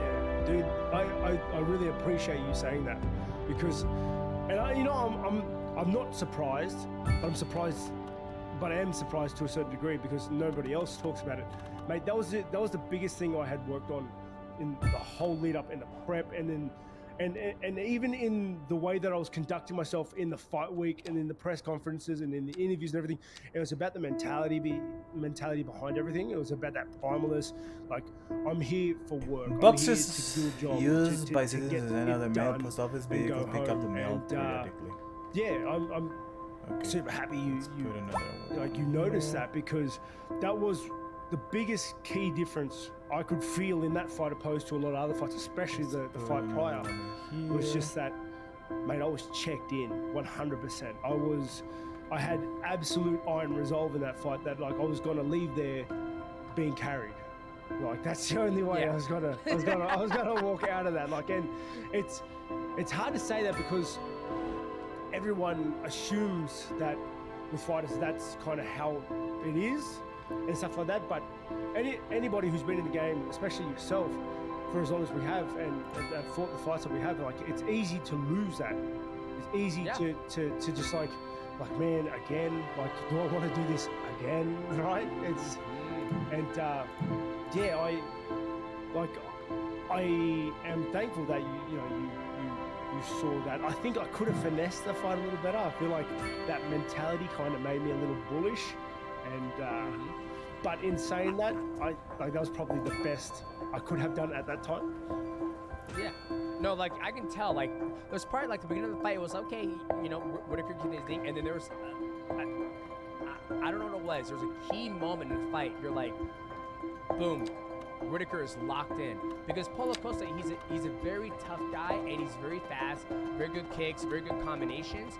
And if you give him an inch, he's going to take a mile, right? And for you were not backing down. You kept your stance. You kept on countering. And I was like, this is the best. I told my producer, I was like, this is the best version of Rob I've ever seen. And I noticed that. And you think it was you being locked in, focused on, I'm here to do a job. You think that was a key difference from that fight to the last fight? Oh, definitely. So the fight prior to Costa, with Drickers, I had the camp was really shaky. Like I did 90% of the camp on like an assault fight, just because I was just struggling with injuries the entire time. And mate, if you want to fight, if you want to fight, you need to practice fighting and what that entails. Like you can't jump, you can't train on an assault fight and expect to go in there and fight the best in the world. No, you can't do it. You need, I think some people might, yeah, you can't spend 90% on an assault fight and then get in a cage and expect to beat anybody, right? Otherwise, everyone would do it. Exactly. Exactly. See every major place. Yeah, just come in, choose your bike, your color, whatever one you want, you decide.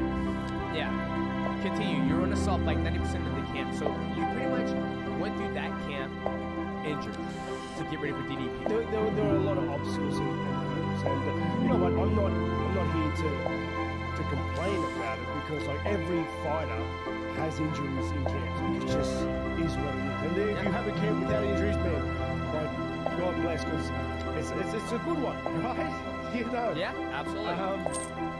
But I feel like those hurdles and obstacles, right, affected my mentality going into the fight. I don't know what it was. Could have been like burnout, because like the assault bike, no one likes the assault bike, and when you do heavy cardio sessions on them 5 days a week, like I just really started not enjoying myself. And mate, I don't know, I think it followed me into the octagon. I feel like just a lot of the processes in my head and just my mental state, my mentality for fighting just wasn't where it needed to be in that fight. And my body quit on me. Like I remember the feeling of my body, and I remember the feeling, it was disgusting. I never want to feel like that again. And so from that, it was just, the whole process was just about reinforcing my fight, bringing that dog back in, that dig attitude sort of. And I'm happy. It came out. It came out in that fight. It was like I had complete control over my mental state and my headspace in that fight. But I also do think, like, because I was, like, gritting my teeth sort of thing so hard. Yeah. I was a little more bullish than I could have been. I feel like I have more finesse than that, right? Yeah. Well, some fights you gotta have both, right? Some fights, the finesse will come out. Some fights are like, fuck it, let's go. It's a dog fight, right? You're gonna sit there, bite down, earn your nickname, the Bobby Knuckles, and you're gonna go out there and show out. So I love it. I thought it was a great fight. This city has been internet connection ever. I got no idea. I think it was. I think. So someone's like, oh, Bobby Knuckles, that's your nickname. You're like, sounds good. We'll roll with it. Well, that's the thing. Like, I made up the Reaper, but Bobby Knuckles was like a crowd cultivated nickname, and it's just stuck. Like people love I don't know, it's just stuck, and I never corrected them on it because I was like, oh, they burn themselves out. But nah, dude, like it took on me, and I was like, well, I guess I'm gonna make a shirt about it. Don't worry, I had the same thing when I first jumped in mixed martial arts. My nickname was Black Ice because I was so slick. Me being black, and I'll be, be making people miss in the ring. And then I fought, and everyone's like, this guy looks like Mighty Mouse, Mighty Mouse. I'm like, no, it's Black Ice, motherfuckers, get it right. And then Mighty Mouse stuck, and then it just been here ever since then. So, hey. It's like that. Yeah, okay, now, big gamer, what are you playing nowadays? Mate, honestly, I play a lot of games you probably never heard of. Try me. I play a ton of rogue-like indie games. So things like Caves of Cud, Rogue's Tale, those sort of games. Okay. Adam, Tales of Majayal, those sort of things. More mainstream games, I play, obviously, FromSoft. So I've gone through the Dark Souls series. I jump back into 2 all the time. Which one are you in right now? Have you beat all of them? Yeah. No, I haven't finished 1. Oh. I got. What happened? I think I just got bored. and so you played Dark Souls, you beat 2 and 3, and you haven't beat 4. I haven't finished 1. Okay. And you beat Dark Souls. We're learning. Correct. Of his own. And then you beat Elden Ring. Yeah. Okay, so which was the first one you played into the Souls like game? 3. And I'll tell you. I think it was a good entry because where games were graphically and stuff like that, it was, and just the mechanics as well as like the dodge rolling, like it felt less clunky than 2 with the attributes, and then definitely than 1. So I think if I would have started with 2 or 1, I wouldn't have got into it as much. Oh, actually, I probably would have because I love those style of games. But yeah, I will say you started with the very basic one. Is anyone right? seeing Like my you keys? play. It's like playing Resident Evil 4 the very first time, and it was like, okay, I'm gonna play Resident Evil 1. You're like, what the fuck? How am I supposed to shoot? I just lost What's my going keys. on? Yeah. I'm sure they'll turn up. And you're 100% right. Brown like 3 sedan parked outside is like the most user-friendly of if anyone finds them, of please. the games. Don't steal my car. I mean, the old Hornbuckle mobile, You could please. say Elden Ring is the most user-friendly now. Here they are. Well, never mind then. Yeah, Elden Ring. Thank is you like, for you get a listening fucking to, horse. You can teleport everywhere. I mean, We're Dark Souls, live, Dark Souls 1, and we're it's like, getting reports about a traffic accident. And I had to go there. Somewhere in the city. Road maintenance services have already been dispatched, and traffic flow should return to normal. But if you're planning a quick trip out, you might want to wait a little while until everything clears up. If you're in it, you can do anything. You already and you know can about hard it. you can No hard use lock yourself reminding out of you. shit. Like, Meanwhile, expect delays and drive safe. Yeah, but I And love on to it, our but I main will feature say, story. Dark Souls 3, The commercial so my district first is entry into booming it as the was the area is first game to attracting actually more make me high-end rage stores, quit something. bringing Like, the latest now, in luxury to when our I say rage quit, neighborhood. I don't mean You can now red-faced shop throwing for a controller designer at something. shoes while sipping It a was like, fancy I local reached a point Jarva where I mate, actually got or defeated. so my wife tells me. And I said, I'm not That's playing good this for game anymore. business I put the controller and down and good left for the and come back to community. it probably about a year later. Thanks, Jim. Like, We'll be and back. that was against the, and remember, I had never played any of these sort of games before, so I didn't really understand the mechanics or anything like that. Plus, I feel like as I aged, I grew into roguelikes. Like, I grew into that, like, sort of masochism. Is that a word? I grew into wanting, like, that pain, that grind, right? Yes. And the Nameless King was my cherry, right? Yeah.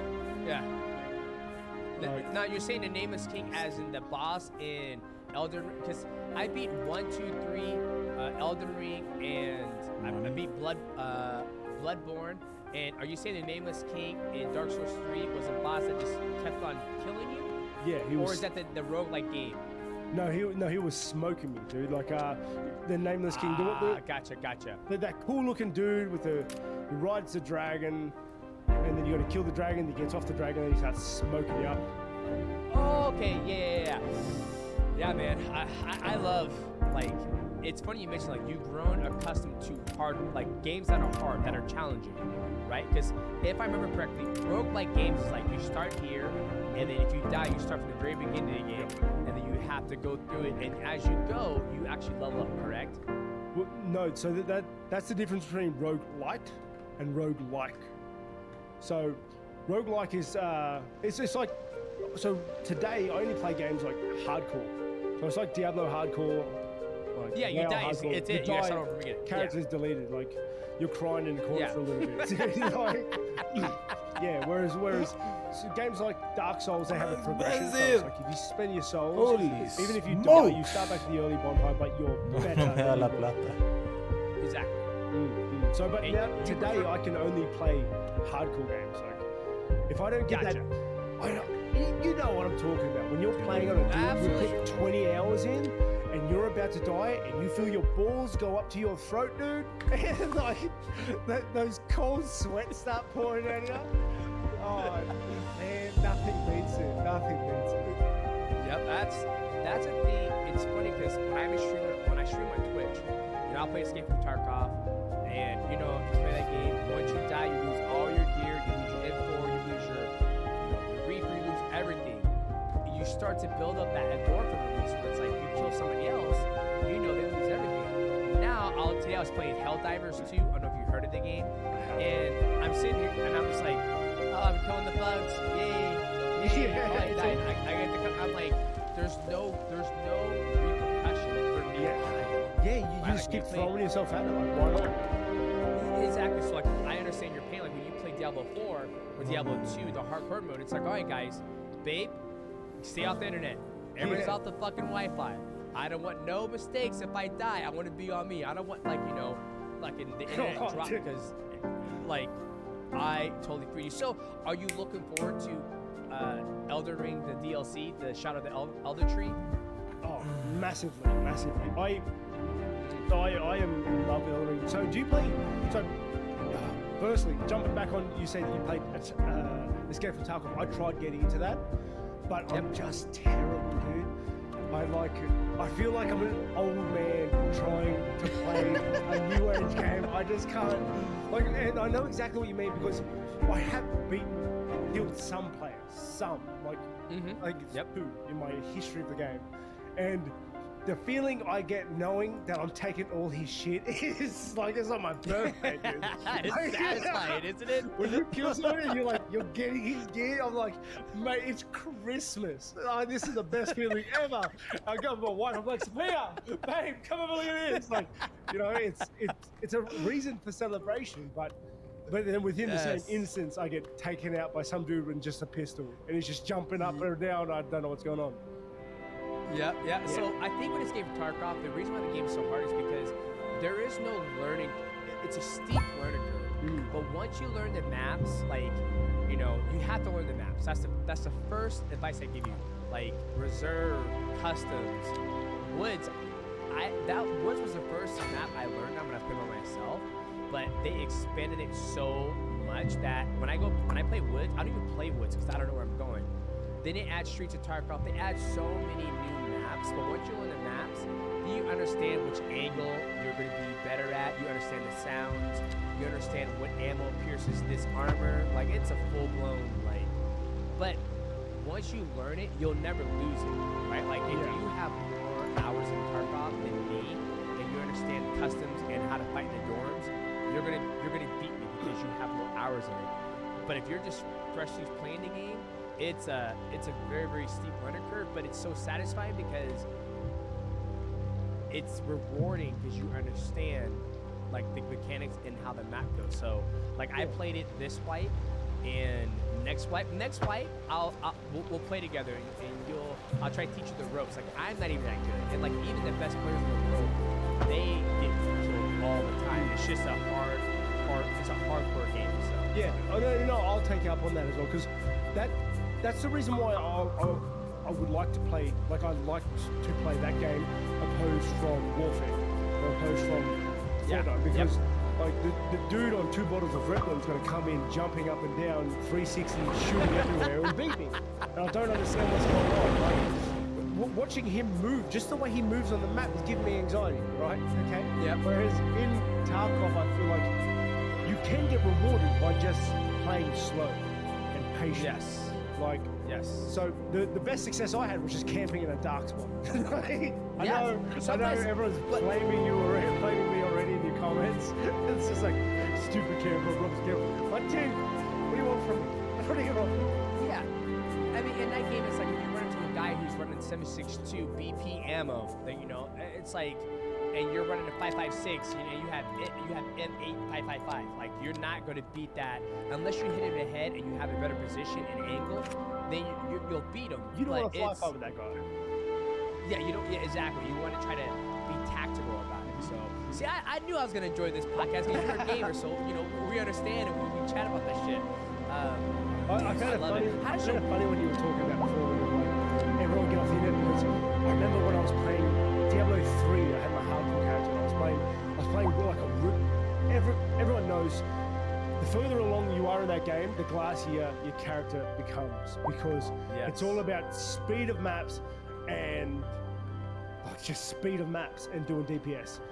So I remember I was on. It would have been what are they called? The hunter, the demon hunter. Yes.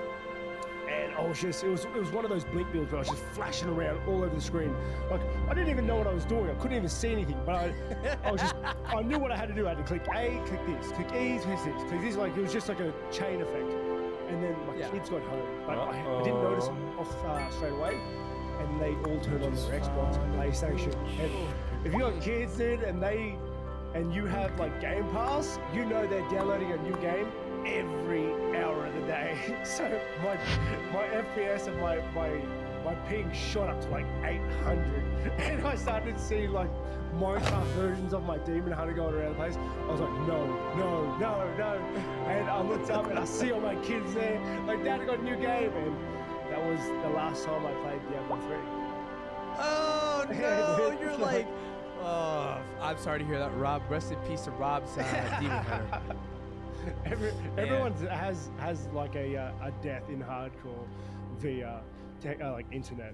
That's why I didn't get into the hardcore in 4 because it's a matter of time. It's just a matter of time. The internet's going to drop out. Exactly. Like, it's not if it's going to. It's just when it's going to happen, right? Man, I love that. I told my buddies, like, man, I'm going to play Diablo 4 hardcore mode. Yep, that last I got to like level 15. I was playing by myself, and I got fucking wrecked in a dungeon. I'm like, I just couldn't move. And then this is right when Blizzard launched the game, and the game kept having crashes, and the game crashed, and then I died, and I was like, well, there goes about 8 hours just sucking in. And, yeah, that was fun. I guess we're gonna try it again. How does your wife feel about you playing video games? Well, I've always done it.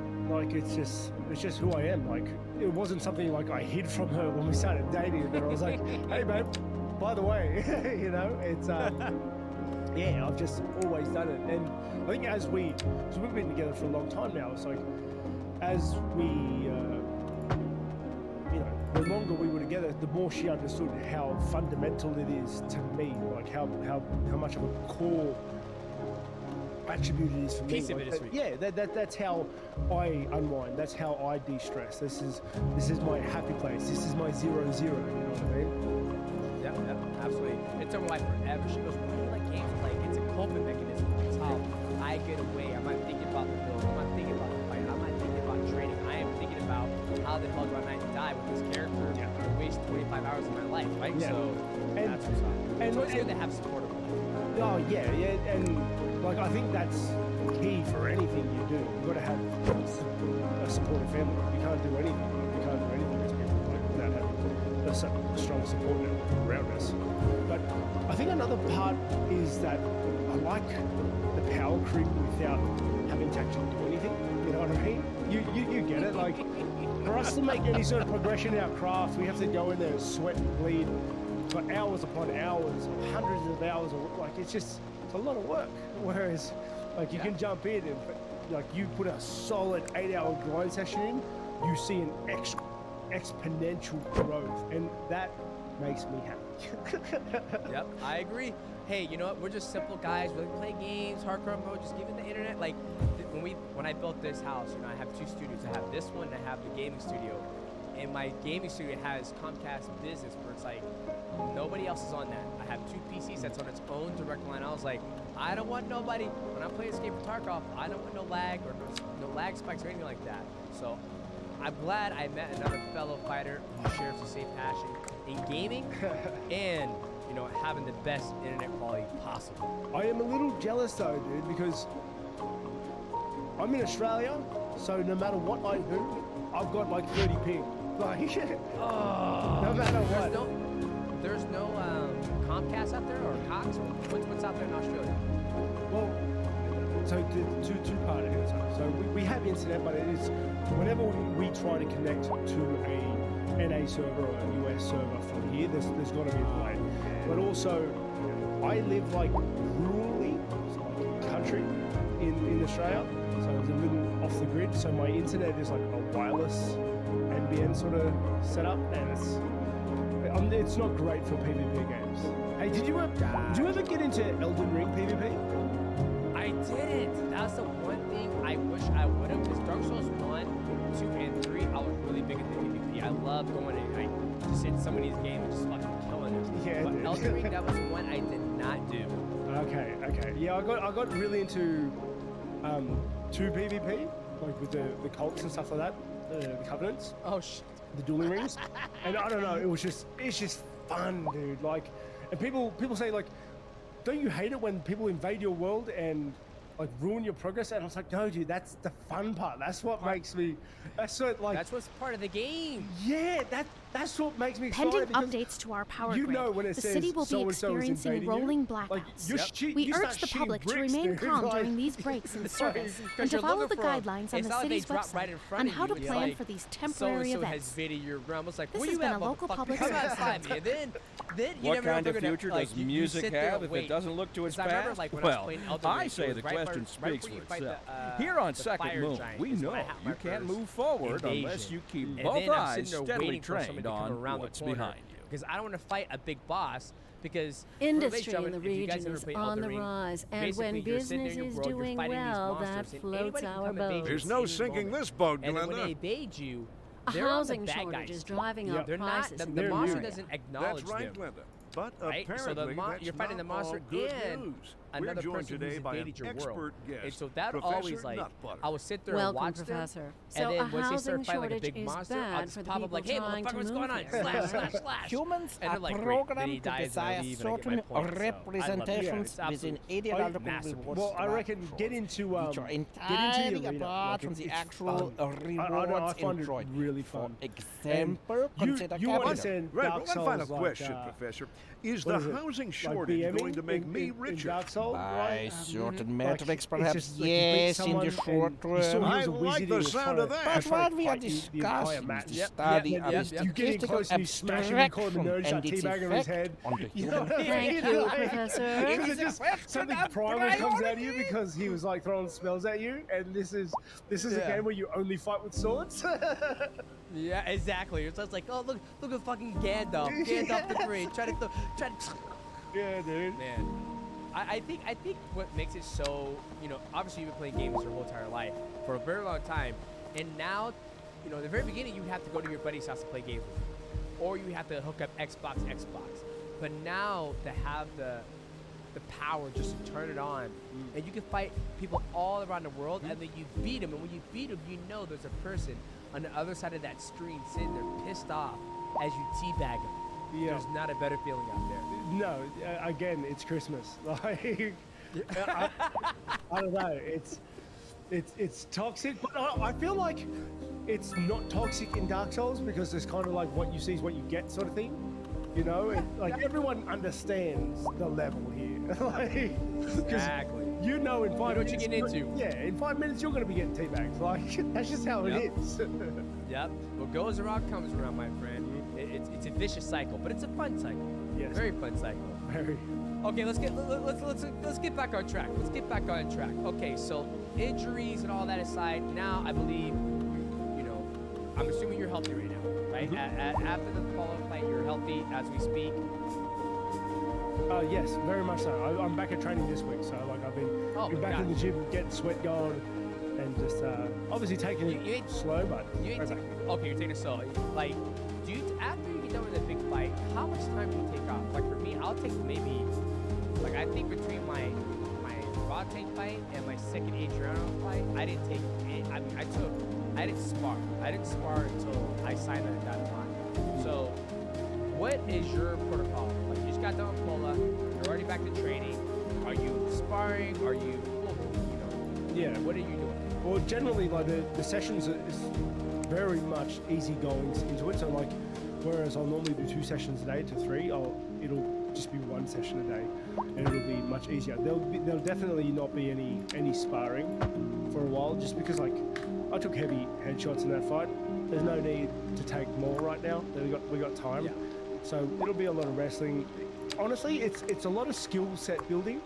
So like we're trying new things where we can start to incorporate in new fights or things that we didn't have enough time last fight to work on, because it's not, in our opinion anyway, it's not great to learn new skill sets in a camp, because you're not going to develop the muscle memory necessary to do them in the fight.